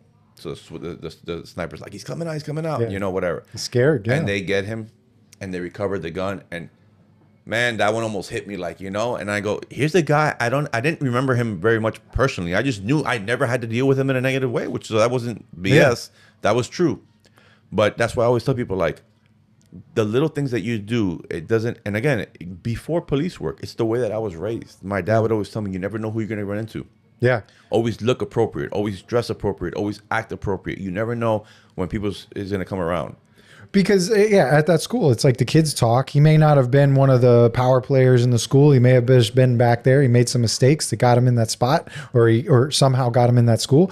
But like, you saw how you dealt with people, how you talk to kids. You know, he might say, "Oh yeah, I saw you dap up a few kids once in a while when they're coming into school. You always had a smile. You always like that kind of thing." Yeah. They may just know you by that, and they kind of looked up to you. Maybe they thought you might have been a dick, but they kind of just. They didn't have the full aura. Mm-hmm. So yeah, you're talking like that where you say that. And that's one of those talking on loudspeakers. Cause it's one thing when it's like, all right, command staff, whatever, they're half-ass listening to me if they're on the headphones. Cause they're Right. whatever. But it's like when you're on a loudspeaker negotiating or talking to somebody in crisis and you're saying some of the stuff that you may be comfortable with if you just have a backup and you're on a domestic saying some stuff, but like you're saying it to people gathering on sidewalks and stuff like that, and they're listening. Because we had one where it was, I don't know, probably a domestic or something like that, apartment building, dude smashed up the water or the faucet in the shower thing, so it like busted into the wall, so water's leaking in downstairs, so they shut all the power off to the entire building. So guy had nothing, and his phone had gone dead or whatever. He had no communication. So we have LRADs in Sunrise. So we had the big dish, which is what like the Navy uses on like the ship to ship talking. They're amazing. We could put it, when we got them, we tested it at the arena, and the arena is next to the mall, but it's far from the mall. Right. And from the arena to the other side of the mall is Home Depot. So you've got a full gigantic mall, one of the bigger malls in the country. You have a mall perimeter, and then you have the outlier stores or the outlier big buildings like Walmart and Home Depot. So the arena is over on one side. So they had it up on the plaza level in front of the doors of the arena, pointed it across the mall towards Home Depot and spoke with it. And at Home Depot, you can hear it clear as day. And so we know from the speaker world, you can't understand what Uncle Luke is saying when bass is going. You kind of think you know what he's talking about, and it took us 30 years to figure out. Oh shit, they're talking about fucking date rape drugs, like and all that kind of stuff. So, but these LRADs are insane. So we have a small one that's like a 12 by 12 that you can wear in a backpack. That's good for like golf carts and shit and like carnivals and shit. And then we got that big one that we've used in Fort Lauderdale for protests and riots. And so they had that out, and you just have like this McDonald's headset, and you're just there, and you got to talk. And so I'm talking to that guy, and it pierces the walls of the building, and it goes into the apartment. And this guy's the same way you're saying, like crumpling up little notes and tossing it out, and like saying things on the notes, and then SWAT's walking up with the shield and grabbing it out of the bush, and then like coming back, and so I'm just sitting there talking, and that's the part where you've just got to like drop any ego, be completely humble and non-focused on who's listening to me. The news is starting to show up. They're definitely hearing you, because part of that is bouncing off of the building and going across Pine Island Road and stuff like that. And it's like, but you just got to be focused on there, because you've got SWAT guys down below. If this guy's got a means to harm them, I got to be focused on that. And you've got road officers, you've got all the neighbors that want to just get the hell back into the apartment and get them. So it's a fun one when you say the throwing stuff out the window. I've had to do that, throwing stuff out the window. We had one time where they called me, and they put the little one out in front of this building. Kid had the night before gotten in a fight and like shanked a guy, and then the kid, the suspect, jumped in a lake, swam across the lake, lost the knife in the lake. They recovered the knife. The kid who got shanked, I think, that ended up dying. Wow. So I mean, they're dealing with a homicide now, and so this kid's bouncing around. They couldn't find him, and they ultimately like found out that he was holed up in mom's house. So they did a surround and call out, and they put the little guy out in front of the car, and they're like, Justin, come on. And I was in the schools at the time, so I had just finished dismissal or whatever. So I'm like, all right, cool. And they're like, all right, you're on. And I'm like, all right. So I'm just like in a patrol car in front of this house at an angle with the speaker that had been moved to the front and just trying to talk him out. And some supervisor, for some reason, and my lieutenant for hostage was there, they allowed mom to come and like do a TPI, an intermediary. Like, one of the things that they teach us is do not put especially a special request by the person, don't put them on the phone, because a lot of times they want to say their last goodbye and kill themselves and stuff. And granted, this kid, we don't think was suicidal. He was just scared of going to jail.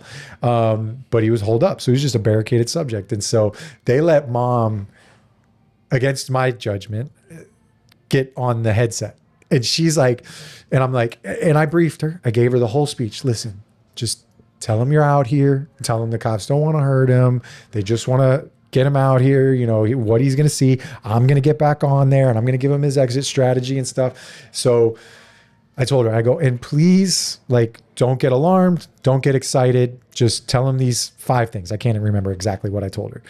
She gets on there. She's like, baby, come out. She's like, baby, just come out, please. Because if you don't come out, they're going to come in there and they're going to kill you. They're going to kill you. And I'm like, fuck, guys, this is why we don't give untrained or family members the microphone or the telephone to call. It was like, fuck, long story short, he ended up coming out safely. I talked him, I gave him the exit strategy and told him how to come out and all that stuff. But I was like, fuck, mom. I'm like, get her out of here. Like, you just would have killed the entire conversation. This kid's never going to come out now, because now he's already been reaffirmed by mom, who's supposed to be protecting him, that the cops are going to kill you when you come out. Yeah. So I actually have one that worked in a good way with something similar. And it was just a reminder that in that job, man, as a negotiator, it's not all textbook stuff. Yeah. You have to adapt, and some things that you would never like teach someone to do, it works.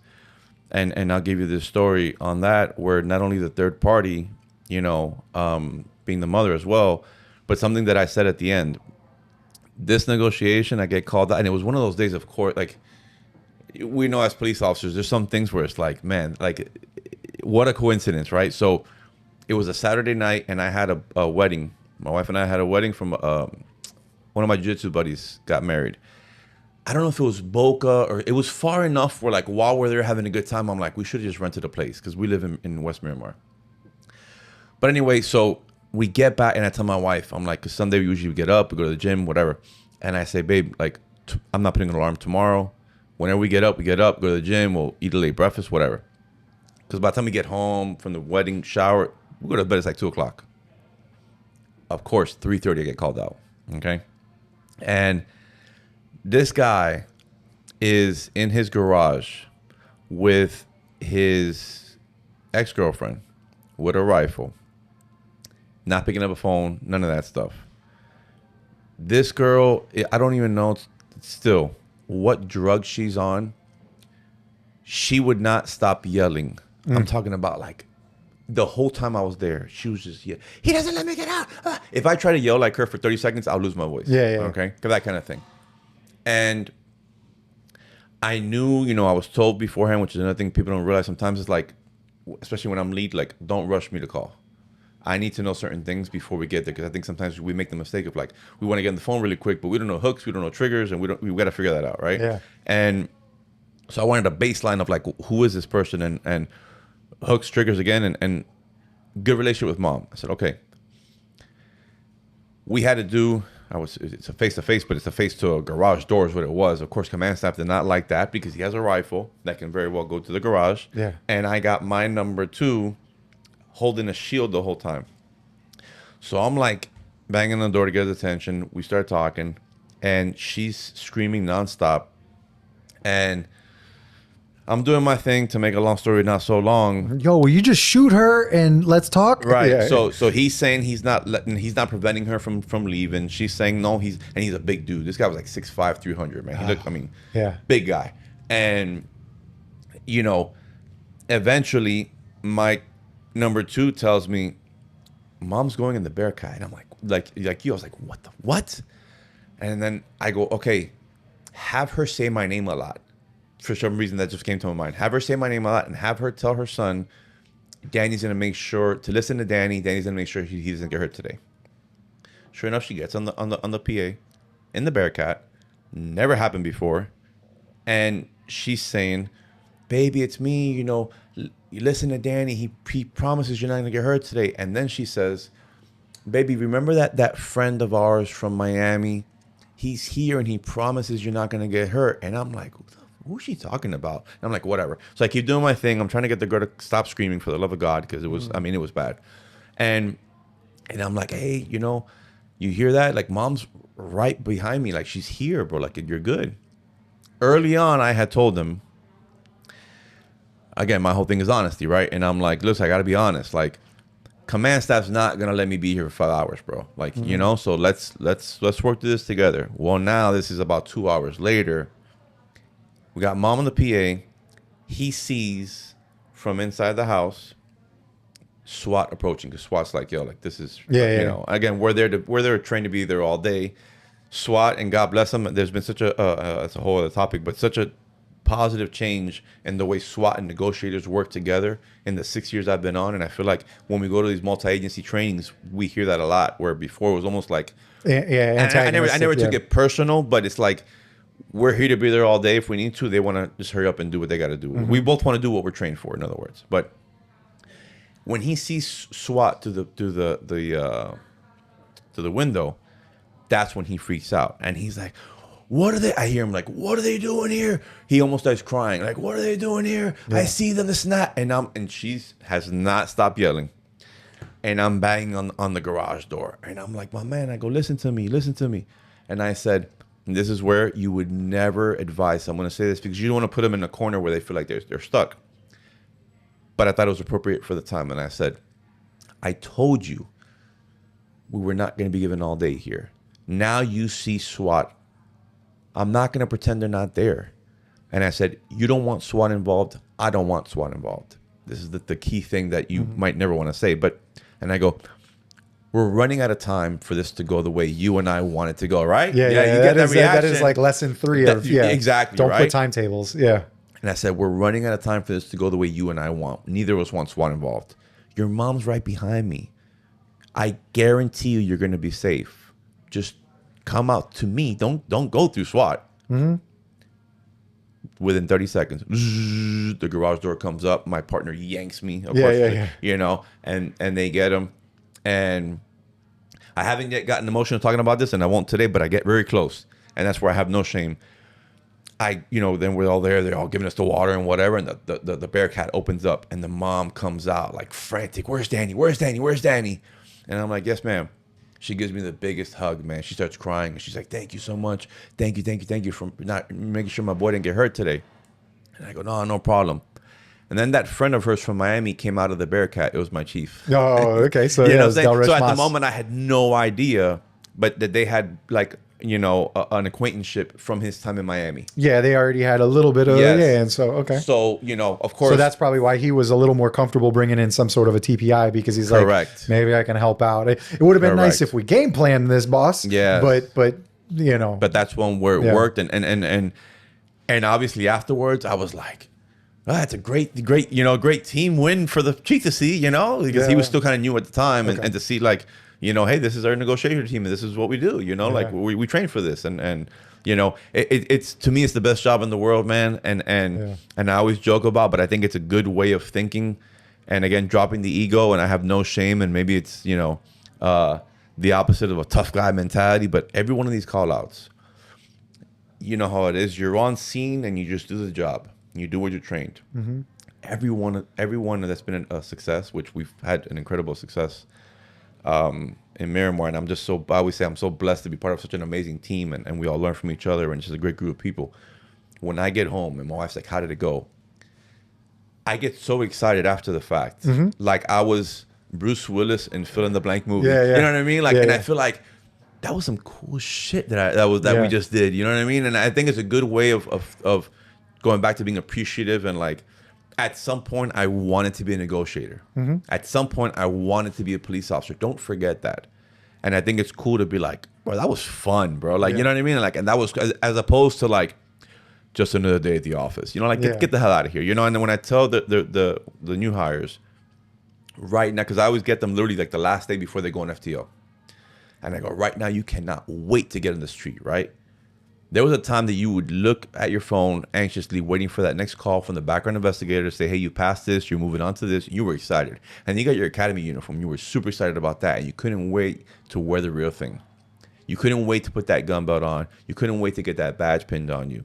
And now here you are with the uniform, but you ain't been on the street yet. You cannot wait to go to that stupid, you know, information report that you're going to complain about in 2 years from now. Fraud. Yeah, right. A fraud call. So why this excited now? Why when I see you on the road 2 years from now, why are you disgruntled? Never forget how you feel right now. If everybody remembered that, I think the police profession would be a lot better overall. We'd have a lot less disgruntled people because then that goes back to perspective. Everything from like my humble upbringings to like, man, my house is beautiful, bro. Like, and I'll sit and again, nothing that like crazy or whatever, but I'm like, my house, if you showed this to me growing up, I'm like, this is rich people live here, you know? Like, and I just think it's always important to, again, remember you got the life you hopefully that you prayed for one day. Yeah. So especially in this profession, I hate seeing disgruntled cops.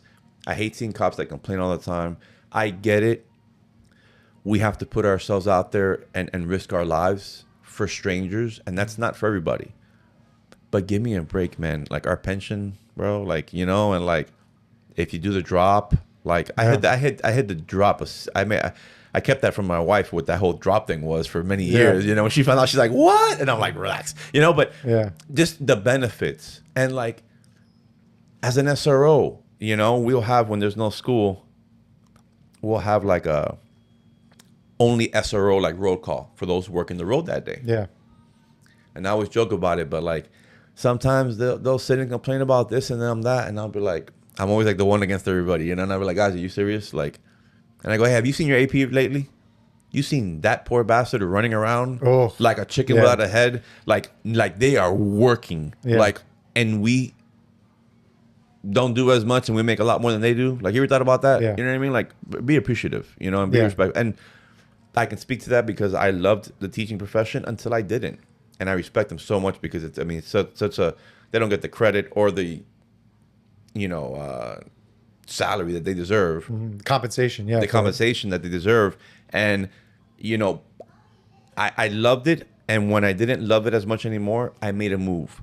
So when I talk about things like, if you don't love what you're doing, stop bitching about it and leave it. I can speak to that because I did it. I could have been in year 22 teaching or whatever it is, miserable. No, like, you unhappy somewhere, like, change it, you know. And like, it really truly, if you're unhappy with law enforcement, with what you're doing, you just, and you can't, like you said, look at, you know, how did you feel coming out of the academy? How did you feel at these different stages? Why isn't it like that? And you can have an honest conversation with yourself and just say, yeah, this job really, I don't think is for me anymore. I can't deal with the politics, which is or fine. I can't deal with the constant negativity or whatever. Like, you know, I'm a sponge to it, and it affects my inner self. Okay, cool. Then start to look at your exit strategy. Like we talk about in crisis negotiation, look at your exit strategy. What are you going to do? You know, you want to give yourself 6 more months on the job and, you know, go get your real estate license, go get your this, go get your that, or just say, hey, I'm going to go try and be a manager at Home Depot. Like, figure out what you're going to do, or what did you go to college for? Or what did you used to do? You know, if you've got nothing else, then all right, turn it around again and go, how can I make this better? How can I make this place better? And also work for what you want. If you don't, again, whether it's law enforcement or not, whatever job you're in, if you're not passionate about, like I always taught my kids, and thank God, man, like no kids are perfect and we're not perfect. But, you know, again, my youngest is 18 and all 3 of my kids, man, they're so self-sufficient, man. And like, they don't call us for every little thing and need guidance for every little step that they take. They're like, they'll do things like without even us knowing them. We're like, yo, like, you know, and I'll have to tell my wife, like, no, like, they weren't trying to deceive us. They're just so damn self-sufficient that they're just go-getters, you know? And I always taught them, do not chase money, chase passion. If you paid me $1 million right now, and those that know me really well would tell you this is true. You paid me $1 million to do a job that I hate. I'm gonna tell you, get that money and stick it nowhere. Yeah. I need to love what I do. Yeah. This life is short, whether you're a cop or not. We can get shot in the next traffic stop, cool. But if you're not a cop, you can have a heart attack tomorrow. You don't know. I need to enjoy what I'm doing. And it's funny because the other day I was talking to my wife, just certain things where, and I tell my wife, man, like, I'm in a point in my life, I don't want to do what I don't want to do. You know what I'm saying? But for your career, like, again, growing up the way I grew up, when my parents, they did not love going to work, man. They did what they had to do. Yes, of course, there's days where, like, I want that vacation, I need this day or that, and, you know, like, you regroup. Yeah, I really wish I could go to this barbecue with my friends, or I really wish I could do, you know, this thing. Yeah, you know. but overall, what a blessing that, like, I love going to work, man. I really, really do. I put the uniform on, and I try never to forget that first moment I put the uniform on, you know. And I'll give you sorry, I know we're going all over the place, but a quick little thing where just last night, and I almost got emotional. So many years ago, I saw this commercial of a dad who through the years would write emails to the daughter. So 15 years ago, at that point, my youngest was 3. I started an email account for him. And every now and again, I'd write an email to him. He's about to leave to Berlin in July to go to school. Oh, wow. Okay. Yeah. Talk about a change, right? So I knew I wanted him to be an adult, but after he turned 18, I'm like, I'll just know when the moment's right to give him access to this thing. I did it last night. Oh. And he's sitting there going through some of them, and it's unbelievable. You can see it starts when he's in daycare. There's an email, his first day kindergarten. There's an email when I'm in the hiring process, leaving teaching. There's an email my first day on the job. There's an email, you know, this sad call your dad dealt with and how I was feeling about it. There's an email like your kindergarten graduation, you know, my first career day going to your school. Like, it's a timeline, man. Wow, that's a super cool idea. Yeah, I always tell new parents to do that, and I didn't make it up. I saw it in a commercial many years ago, but it's crazy looking back because he read a few of them out loud, and I almost got emotional, and I tell my wife, I go, we've come a long way, babe. And we're like, I'm talking about, like, you know, son, like, I thought the teaching profession was going to be this, and it's turned out to be that. And, you know, I got 2 master's degrees in this, and I was going to be an administrator. And then I realized that it's not for me. And, like, so I'm hoping to get a call any minute now, you know, about my start date with Miramar. And then I literally have an email after the Chiefs interview. Yeah. You know, when I got hired, and I'm explaining to him, I'm like, you know, your mom knows, abuelo and abuela know, my parents, which I told them at the end of the process. But I go, you and your siblings still have no idea when I'm about to make this move. You know, they were little. But just going through everything. And again, it's a reminder of, like, man, like, we wanted this, and look at where we're at. Like, you don't have a whole lot of problems. You know, you think you do, and you think it, like, and so again, doing the job you did, obviously you did your 20 years.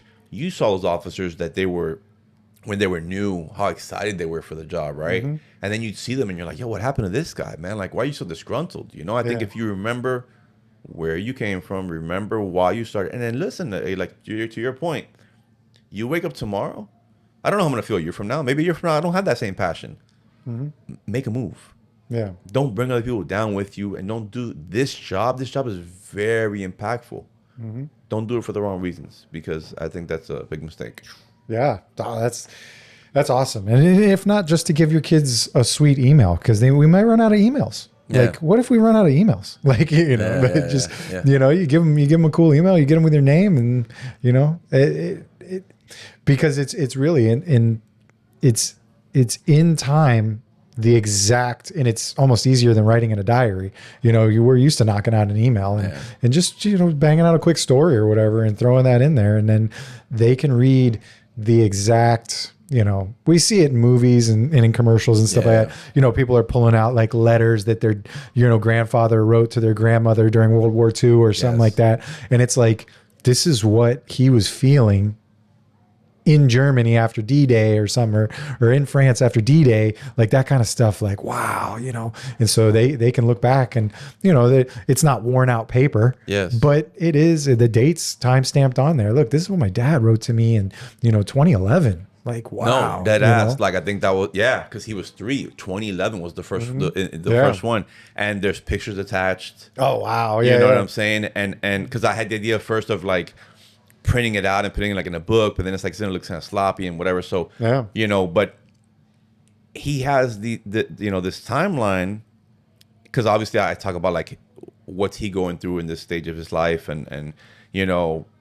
Yeah, he can now look Yeah. back and go, oh, you know, like But also- I was a late potty trainer and my Yeah. parents were frustrated. And then now he knows that maybe when he has kids, he can look back and it's not just a war story from dad, like making something up. No, I wrote you in 2011 that you were 3 years old and you were taking too long to the potty train or you were frustrating to me. And now I know when I have a kid, when they're doing the same thing at 3, like my dad did do the same thing. I can call my dad and he'll remember. Like, so it's, And he could see how again how his dad was feeling at that time. And again, he just shared a few of them. And I told him, I said, "Pop, I haven't seen these emails in a long time, like the early ones." Yeah. And while the gift was to him, it was reflective. Like it was making me reflect of like, wow, man, like it's interesting for me to read how I was feeling in 2011 and 2012. And it's crazy because like, again, you know, I mean, the timeline of, and then the last one was you know, July of 25, you know, and seeing all the things. So like the progression of like, I made probation, you know, when I got in street crimes, like there's a picture of your dad made detective, you know, and this and that, and all those things. And it's like a timeline for him, but it was kind of cool for me also to see, you know. Oh, so that's a super cool idea. All right, well, let's take one more break and then we'll be back and then we'll finally talk about the book.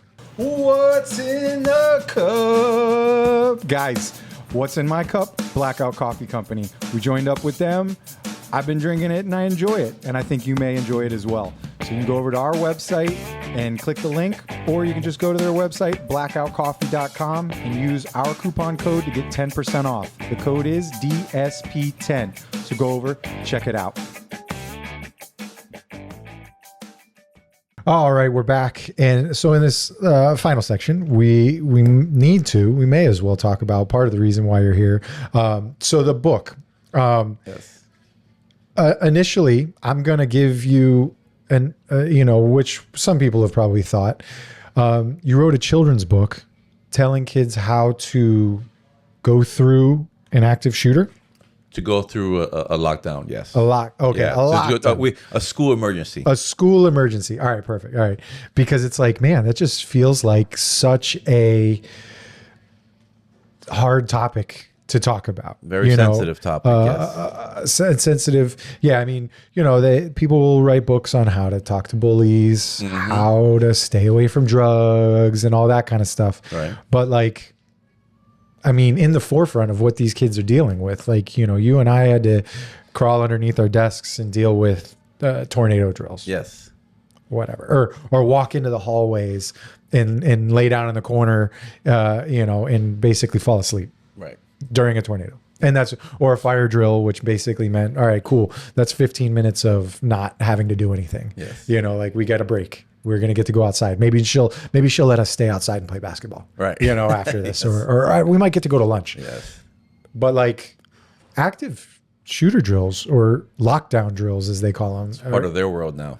are a crazy thing, you know. And I made a video when I was in community resource, but I had so much connection with SROs, and we used our Explorer post, and we did a demonstration video that we did for businesses, for schools, all that, and you can still see it to this day on YouTube.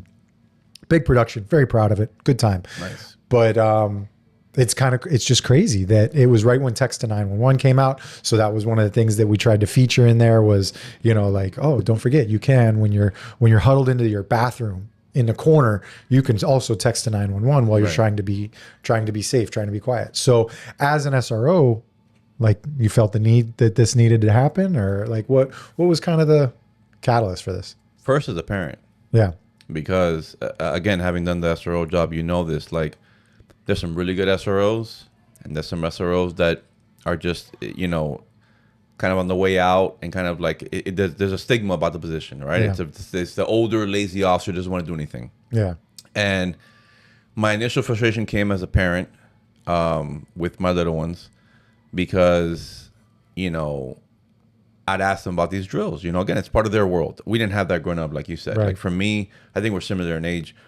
Columbine was like the main one growing up, right? Like I was a junior in high school at that time. And then you didn't hear about them for a while. And then like, how many now do we get a year, right? So we didn't grow up with all that. Kids nowadays, this is their reality. But teachers still, I feel like they're, especially veteran teachers, they didn't learn these tactics. They're not police officers, so they're not kind of equipped to deal with the sensitive subject. Sadly, they shouldn't have to be, but Exactly. It's real world. Yeah, and so I always say, if you have a good SRO who kind of like is going to take the lead on this sensitive topic with the student body, fantastic. But if you have an SRO who doesn't have that same effort and drive and passion for the job, you're leaving teachers tasked with teaching this subject matter that they shouldn't be doing themselves. So again, just as a parent, I'd ask about the lockdown drills. You mentioned, tornado drills and stuff like that. Like I remember one time I go, to my little one, how'd they go today? And he's like, well, they had to sit under our desk. And I'm like, that's a tornado drill. Like, what do you mean you did that for a lockdown? I got pissed, And I go, this is ridiculous. Like I got it, and then I was rated an SRO at the time, talking with, even though I'm in a higher or older population, but still it's a challenge for these teachers what to do. I would see little mistakes they're making here and there that like are repetitive mistakes, and I'm very strict with my staff on the lockdown drills, because I always tell them, I go, look, God forbid something happens, they're not going to ask, they being society, the media, everybody's higher ups, they're not going to ask, where was the reading coach? What were they doing? They're going to ask, where was the SRO? And why do I have 5 dead bodies or whatever I have, right? So I saw the frustration from teachers not knowing what to do. As a parent, number one, knowing there's some SROs that just don't put the effort that they should. I have a group chat still with about 5 former colleagues from my teaching days. And these teachers, man, they were amazing, which is why we're still in contact. Sometimes it's just a happy Mother's Day or happy first day of school. Hope you're all well. Yeah. Sometimes it's a little bit more, but these women, when I was a young teacher, almost treated me like a son, or like a little brother. And they were always great. And so again, we communicate every now and again. And given my frustration as a parent, and then as an SRO now seeing what I'm seeing, teachers frustrated, whatnot, I asked this group of teachers, they're elementary school teachers still, hey, do you guys have like a book that you use to help navigate this, lockdown drills? And they're like, no, you got something? And I'm like, shit, maybe, never had an idea of writing a children's book.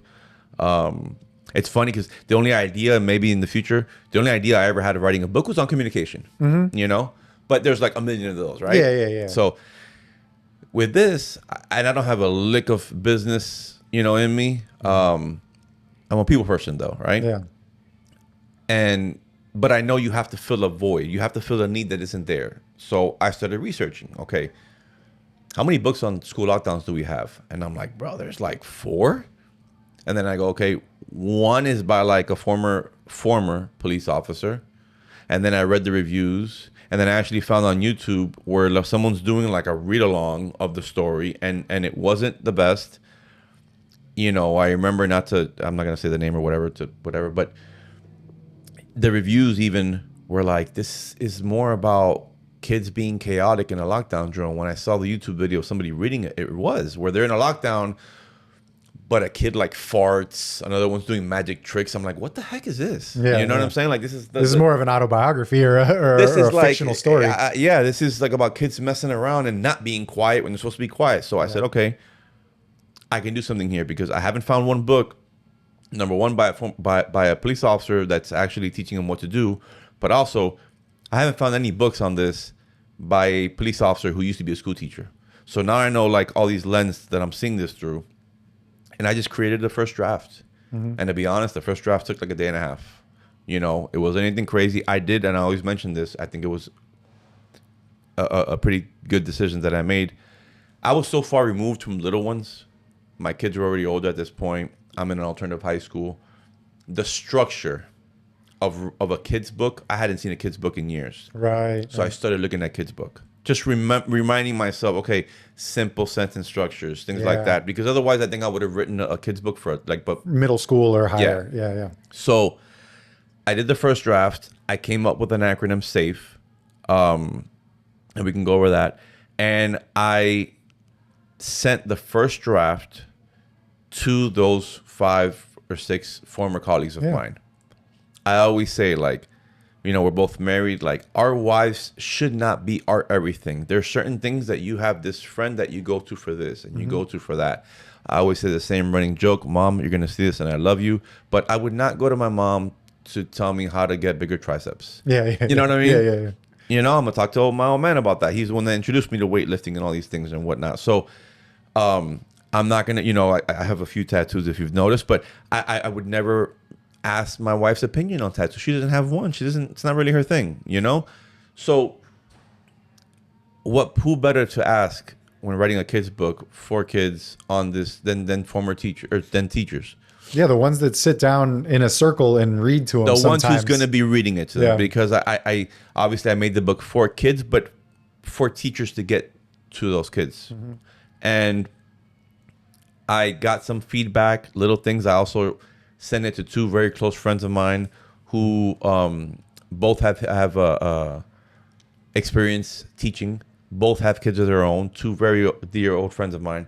And I remember one said, you know, why don't you make the main character, Jacob, you know, why don't you make him like that he's also new to the school, kind of adding on to the anxiety that this kid's feeling.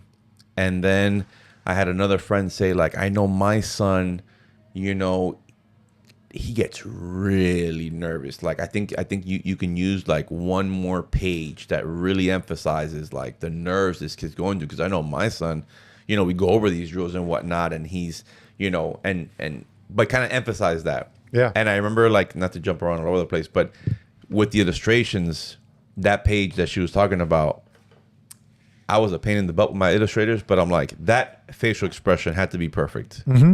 It had to show that he was nervous, but that was the page kind of that my friend suggested, like, make it, I'll hold it up to your camera so you can see this face. That's where the main character Jacob is expressing that, like, lockdown drills really make him nervous, right? Which is what a lot of kids, you know. And then there's the ones that we're talking about: fire drills, tornado drills, and then there's the lockdown drills. So the bent over thing, the one that's running out. So we talked about all those. Yeah. So I got the feedback from those former colleagues of mine, made the adjustments, you know, showed it to them again.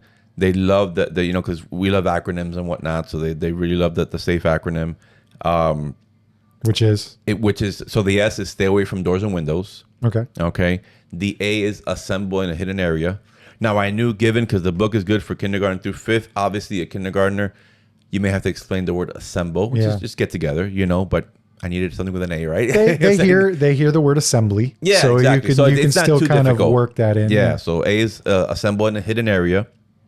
F is follow teacher's instructions. And E is evacuate when appropriate. So I didn't reinvent the wheel. I just created an acronym based on SOPs that everywhere from Texas to Florida to, like, they're all telling kids the same thing, but everybody has a different way of saying it. I just made it into a simple to remember acronym. Yeah. Okay. And again, so I gave it to my former colleagues. They loved it. And then, okay, well, how do I get this out? I had no idea about like self-publishing companies or anything like that. I'm kind of old school. I'm like, I got to find someone who's going to like buy this from me. And I'm like, no, that's not the way it works nowadays, right? Found the great publishing company called Gatekeeper Press. And I remember it's funny because I had the meeting with the CEO of this company, like on a Zoom kind of thing, while I was outside of a tattoo parlor with my cousin getting tattooed. And at that point, I hadn't told my wife anything. And I had the meeting with him.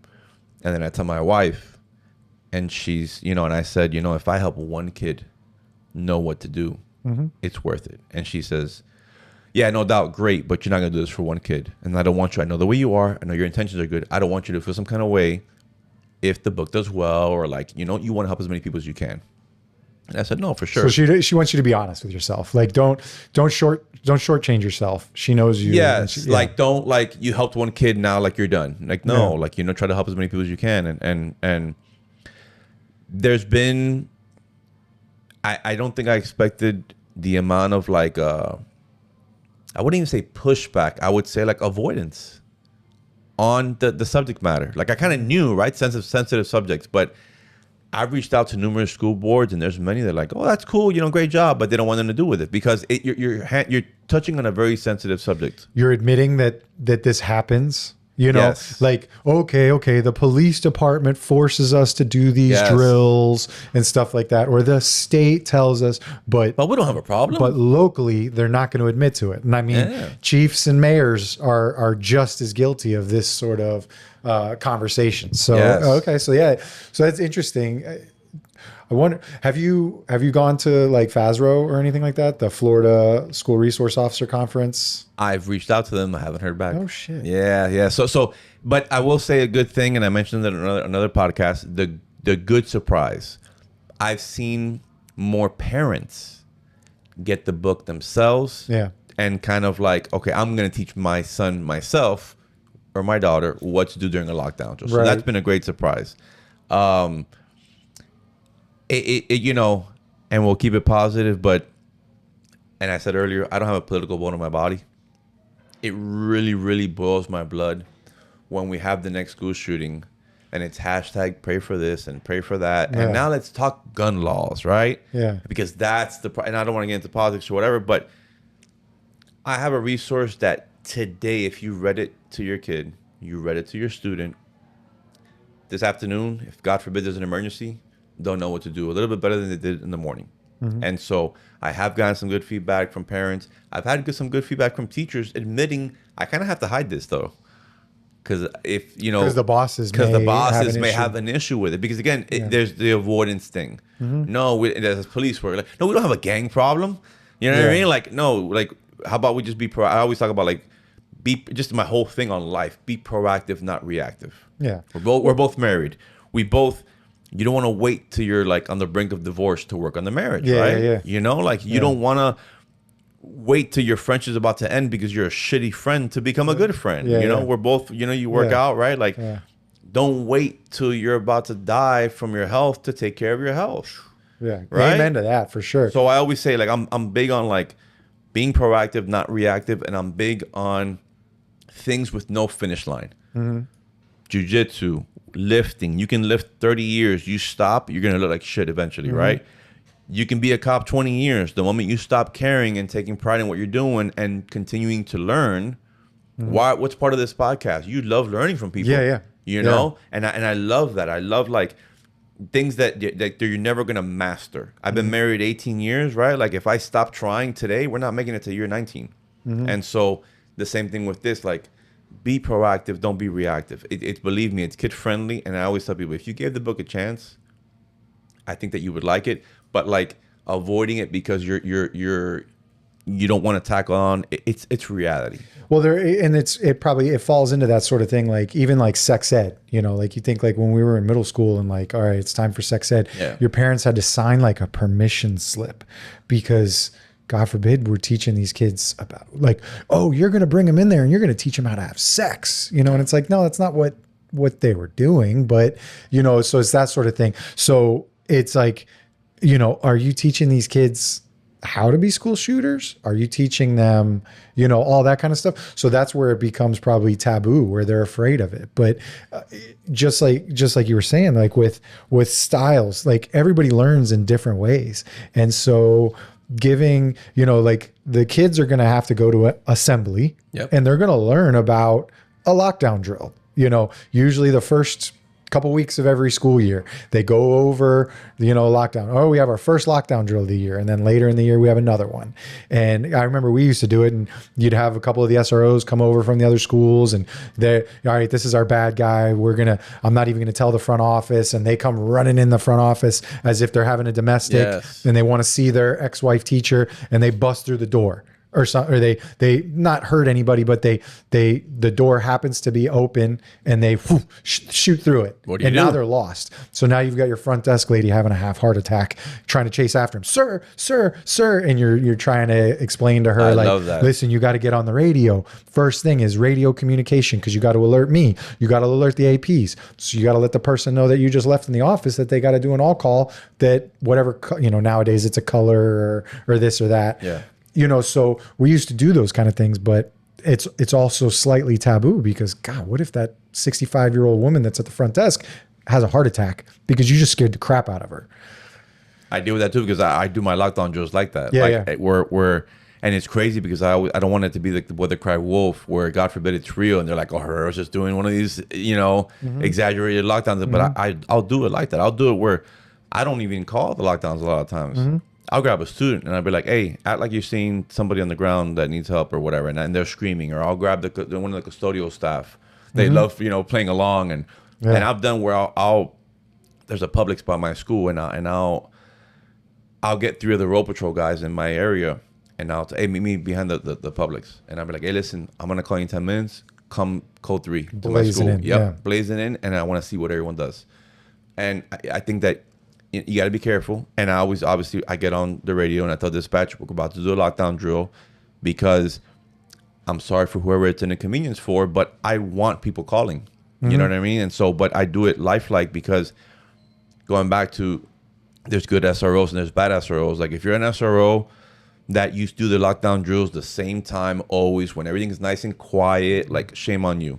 You got to 5 do minutes it before dismissal, yeah, because then the when kids will everyone, just, like, the hallways are like ghost town. No, Yeah. I always do it when it's chaotic, class change, lunch, because if, like, when are these school shootings happening, right? And so, yes, it may be more work for me, more planning, but be proactive, not reactive. Yeah, and it's to kind of to that point too, is everybody learns in a different fashion. Some may be able to go to a textbook and just learn in a textbook. Some may be able to watch their Power DMS video and they're learn, and they're perfect. I know exactly what to do on a lockdown. I know to check my kids, and I've got an extra student. I know how to alert on the computer that the extra student is in this classroom, and that's in case you find them missing. But it's like everybody has a different way of learning, and if sometimes the kids maybe need their parent to go through with this book with them and teach them about what they're going to see, because this is going to, especially if they're young, this is what they're going to see through the rest of their school career. Yep. Because sadly, this is not going away.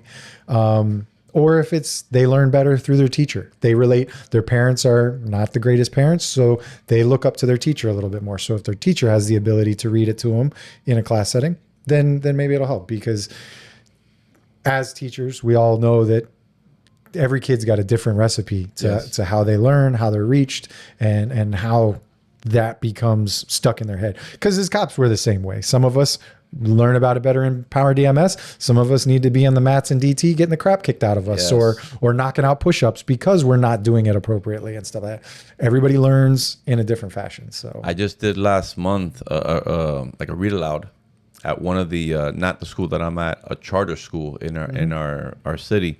Because the charter schools can do what they want. They're independent of they're those. not governed necessarily by the county. Yeah. So my buddy's actually the SRO there, but I've done staff trainings at the school before, and they brought me over for a reading night. And man, I left that night, and I went home almost like as excited as being a lead negotiator in a call out. Yeah. Because I saw the reception. They had me read to 3 different groups, kindergarten, first and second, with the parents there. Oh yeah. The parents loved it. Many, immediately got on Amazon and bought the book, and they loved it. And I'm like, okay, this was almost like a encouraging and kind of, okay, like, you see, like, if parents gave it a shot, like, it's not that scary. You're turning a scary subject, but you're doing it in a very kid appropriate kind of like anxiety, diminishing kind of way. And I have on the books now another charter school. I'm going to do the same thing, not in my city, in another city. But so, yeah, baby steps. I mean, unfortunately, for just society, I feel like lockdowns and school emergencies, they're not going anywhere, And so that's another thing I told myself, like, okay, if the book doesn't do it's not as popular or well received initially, like, it's a good thing nothing in my life has been easy and Mm-hmm. happened overnight, and I think, and again, I wish I would have written a book, on friendship, and that I didn't feel a need for something like this, but I do think that 5 years from now, this is still going to be needed. Yeah. You know? And like you said, you're filling a gap that you found. And we learn about that when watching Shark Tank. I created a product where I felt that there was a need for this product, and this is what was lacking in the other products, and this is why I made my product. Yeah. So that's exactly the Shark Tank mentality, the entrepreneur mentality, and getting it done. And at least with Amazon today, you're not lugging around, you're not walking around with a little stroller full of books, trying to sell them door to door. You got Amazon. You do a presentation. And that's why I think it'd be cool to get to conferences and do some, guest speaking little conference type stuff, and have them there. And then when you're speaking to an audience like at a FASRO, Florida Association of School Resource Officers, then you're speaking to SROs, perhaps decision makers for law enforcement, because then we can push it in through law enforcement versus trying to play the politics. And as you mentioned with charter schools, which fortunately and unfortunately, charter schools are here, especially in the state of Florida, and people have the decision and the ability to go to them, even sometimes without the financial burden of having to go to them. And they're finding that they're killing off public schools. Yes. Where there's been news stories this week about Broward County schools, letting go of some of the positions were unfilled positions anyways, but they're cutting them out of the budget because these schools are getting smaller and smaller, and population wise, because the kids are filling these sometimes non-politicized charter schools. Yeah. So I'm not sitting here banging a drum for charter schools, but the idea is the charter schools, our charter schools are safe. The ones that we had in Sunrise, or that we have in Sunrise, Franklin, which you guys have nearby. We have one in Pines. You have, Pines. Pines. And they're safe. And there's a lot of freaking kids that go to these schools. There's like our guy Steve's dealing with kids from all the way kindergarten all the way up into 8th grade, you know? And so he's got he's got dismissals going on all day long and stuff like that. And but they're also not governed by some of these political mumbo jumbo that we have with school board drama, where they're consistently talking about protecting kids, but how are we going to implement?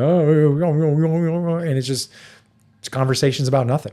Yeah. So ultimately, I always say, I want to be of service to as many people as possible in as many ways as possible, right? Yeah. And going back to, you had Tony Passetti, my former FTO, and he hit the nail on the head, because I'm a teacher at heart, man. I love teaching and I always have talk about that plan for what's next, right? I've always said, I want to be of service until I die. I'm blessed now that I love my job now, but to retire and then I have to do A, B, or C, no.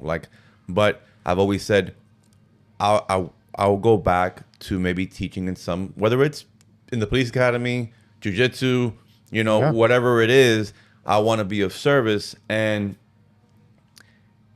putting those reps in with everything I'm doing now, because you mentioned these conferences, by all means, anything, anywhere you think I could be of service, send me their way, because I'm trying to get on those levels. And I told my wife the other day, I said, I go, man, look what Tony said. I say this all the time. I don't want to be at the end and be like, well, now what do I do? So for me now, I could retire in 5. We have an 8-year drop. If I do the whole drop, I got 13 years to work on this next thing. Mm-hmm. So that's why I love, whether it's teaching staff on what to do in a lockdown drill, I do that as well. With the certifications that I have, whether it's teaching, DT or whatever it is, I want to be of service. And I see I got 13 years so that when I'm done, I'm on these bigger stages, and it's not about money. It's not about fame or anything like that. Yeah. I love helping people. And again, when we're competitive in our own way, sometimes I'll look at the book sales and I'll be like, that's trash. And my wife will be like, no, babe, that's awesome. I'm like, this is garbage, But then I'll read the reviews. Mm-hmm. And I'm like, that one right there, if I had nothing else but that one comment, I did a good thing, and I fulfilled my purpose. So just trying to be of service to as many people as possible, like I said, in many ways as possible. And you know, I do want to show this part of the book because as a former teacher, I know teachers love stuff, and so in the story, when the SRO goes over the SAFE plan, it's here, and he goes over it initially. But at the end of the book, and this was crazy, I thought about this almost at the end of the process, and it just hit me, and I reached out to the publishing company, and I go, hey, can we add this? And they go, absolutely. Yeah. In the back of the book is the SAFE acronym again, the SAFE plan. In it's ready for cutouts.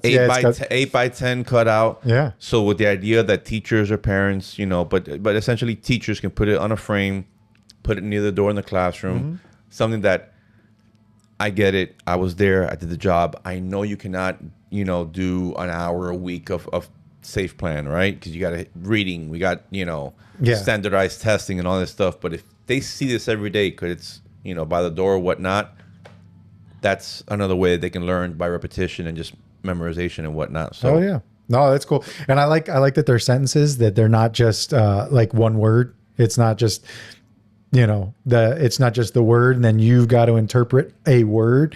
It's telling you everything. So, I mean, it's speaking to a lower level, but just speaking to everybody nowadays, because a lot of us just need everything explained to us. It goes back to the communication thing, right? Like, why are we doing this? Not just like, Yeah. So I love it. So you said Amazon, obviously. It's on BarnesandNoble.com, Books A Million, Walmart, Target. That's pretty cool. It's been real cool to see it like in other countries online and stuff like that.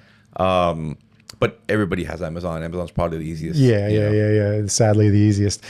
So cool. Yeah, I'll put those links in the description below. Do you have a website or anything like that, or it's just the Instagram. Yeah, just Instagram. Just the Instagram. Instagram. Which we talked about earlier. I was very hesitant to, because I came up on like going back to the way I was raised, like with the working out stuff. My dad would say like, don't be this guy like kind of showing off all the time what you're doing. Like just do things because and. So I stayed away from the social media for many years, way back when I had a Facebook. When I got hired, I think we were talking about it, I don't know if on camera, off camera, where like, be careful what you post. And I'll never forget, I had somebody during the hiring process with Miramar say, hey man, like delete your Facebook. And I go, why? And they go, well, Miramar's going to look at it.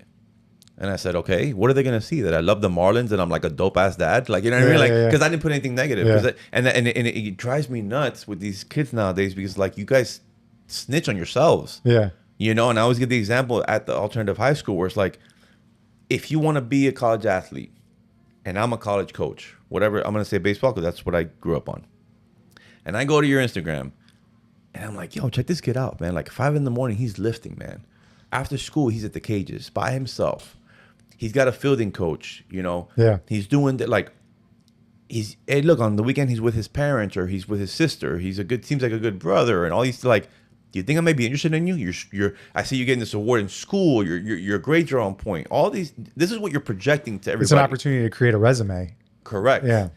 But if what I see is, oh, you want to play college baseball, do you? Because I see your Instagram and you're out with the homies. Yeah, Friday you're just night. sitting on the front of cars, making signals, and flashing out money and stuff like that. Like, come on, man. What's important to you, dude? Yeah. So that is huge. I used to do that with because like as a PIO and in charge of social media at the time, I would post our new guys swearing pictures, and then I'd just watch their family. Hey, and I'll tell it. My buddy Nick got hired, and his family tagged his social media on Facebook and Instagram. Hey, Nicholas, and it's his. So I go, all right, sweet, let's go. Oh, wide open. All right, cool. Check it out. Oh, look, out drinking, out at the club, out at this, out at this. So then when I get them to come, when they come to me during their orientation phase, I was like, hey, Nick, I go, look, man, this was told to me. You should do a better job in the future. Watch your social media. They told, the guys gave me that war story. If you show yourself drinking, and then you do a DUI, which I'm not a DUI guy, drinking, and then they can go find it. The defense attorneys, it may tank your case. So just think about your social media. If not anything, just lock it, make it so that it's not open. If you're going to post pictures of you running around with your kids, or, hey, I went to Disney, or I'm on a vacation, or I'm surfing, cool, clean, whatever. But if you're things that could get you jammed up, in trouble, I go think, and so Or- he did all that. Yeah. Or if because I'll see a lot of new guys and they want to do like, you know, then or undercover work. Yeah. Bro, I should not go on your social media and everything says I'm a cop. Yeah. Yeah. Yeah.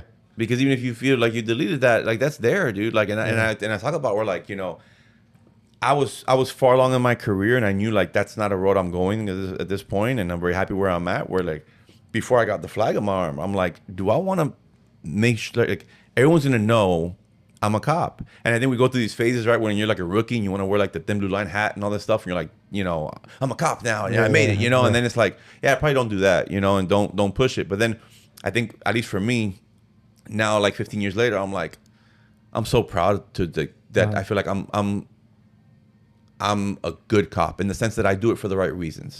That I don't abuse my power. I don't treat people like shit. And I'm proud as hell of the good ones. And if my tattoo bothers me, like, what are we gonna do about it, bro? Like, you know what I mean? Like, but if I was a guy who was younger and wanted to go into undercover work, getting a thin blue line flag tattooed on your forearm, probably not the best thing. Well, the same way with social media. I tell these young guys, be careful because you're telling me you want to do this, but like, you're going to the gym with your tactical book bag and your thing on your car, and like, bro, like that's a dangerous situation to be in. I have the quote from the police memorial on my ribs, but I omitted officers and heroes out of it because I was brand new. I was 1 year on, and I did that. It's not how these officers died, it's how they live. Yeah. I put that on my ribs, but I just took officers because I was like, man, I got a long career. I don't know if I'm going to get thrown in jail or whatever, and I don't need my ribs to fucking say police officer or whatever. So, but that was an early on tattoo that, I was like, but for me, that message that's inscribed on the law enforcement memorial in DC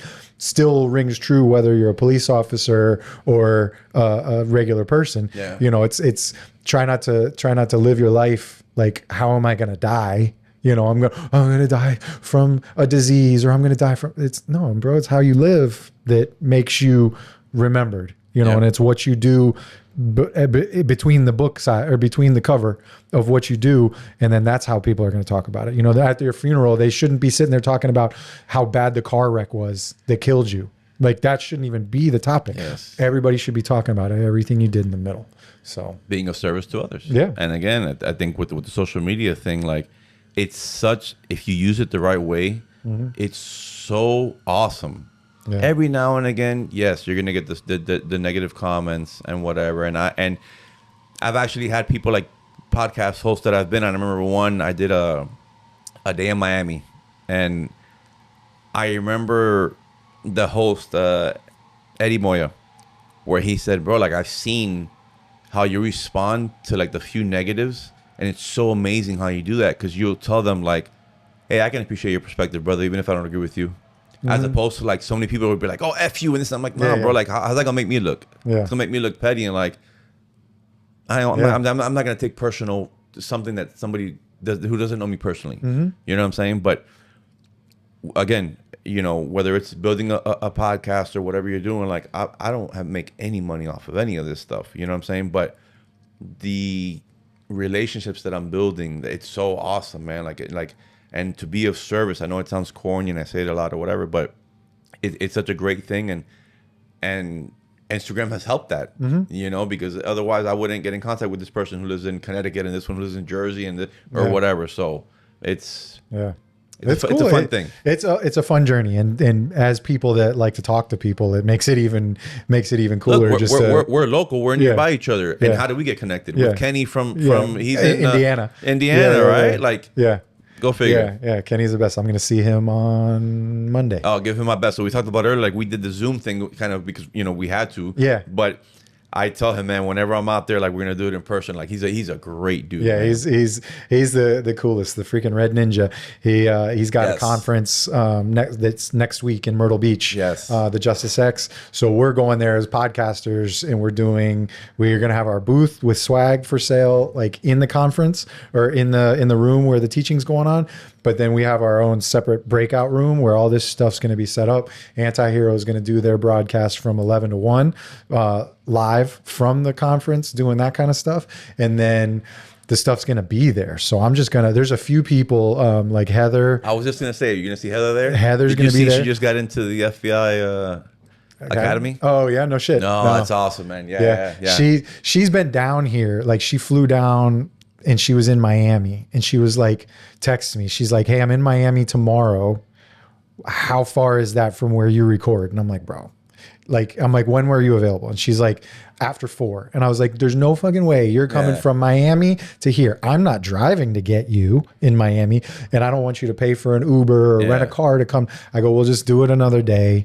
Like, just do it another time. Yeah. So, cause I've been in Jersey City where she lives and for a live show that we did. And she's just like, I was like, look, I've got this shit set up in my hotel room. Come over. She's like, you're fucking weird. You want me to come to your hotel room and record a podcast? And I go, it has a living room. It's fine. And so she was like, no, she didn't have time. She's with Jits with her kids, with this and this. She's a super mom. She's doing all the things. She's like, I'm lucky if I make it to the fucking live show tonight that we were doing. And so I'm going to try to grab her. I'm going to pick her up and throw her over my shoulder and bring her in the room. She'll probably sit down. But that's what I'm talking about, like the networking thing. Like I met her in person over in California. Oh, yeah? Doing a Jubilee thing with Michael Francis. It was a former mob boss versus 20 cops.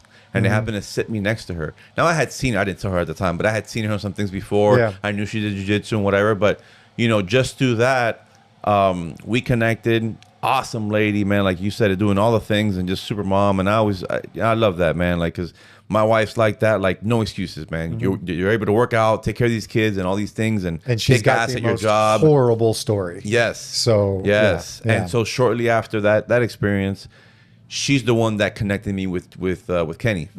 Yeah. And then did the show with Kenny, and through Kenny I met you. And then sometimes it's all love, man. It's all good. Kenny's the bomb. Kenny'll just text me, hey, can you FaceTime for this? Because he's got like I'm everybody's technical advisor for all this stuff. So he's like, I'm doing this. Why is it doing this? And I gotta FaceTime him and troubleshoot and shit. And he texted me last night and he's like, can you bring your camera? And are you bringing your camera and your Rhodes? And I'm like, I'm bringing 5 cameras.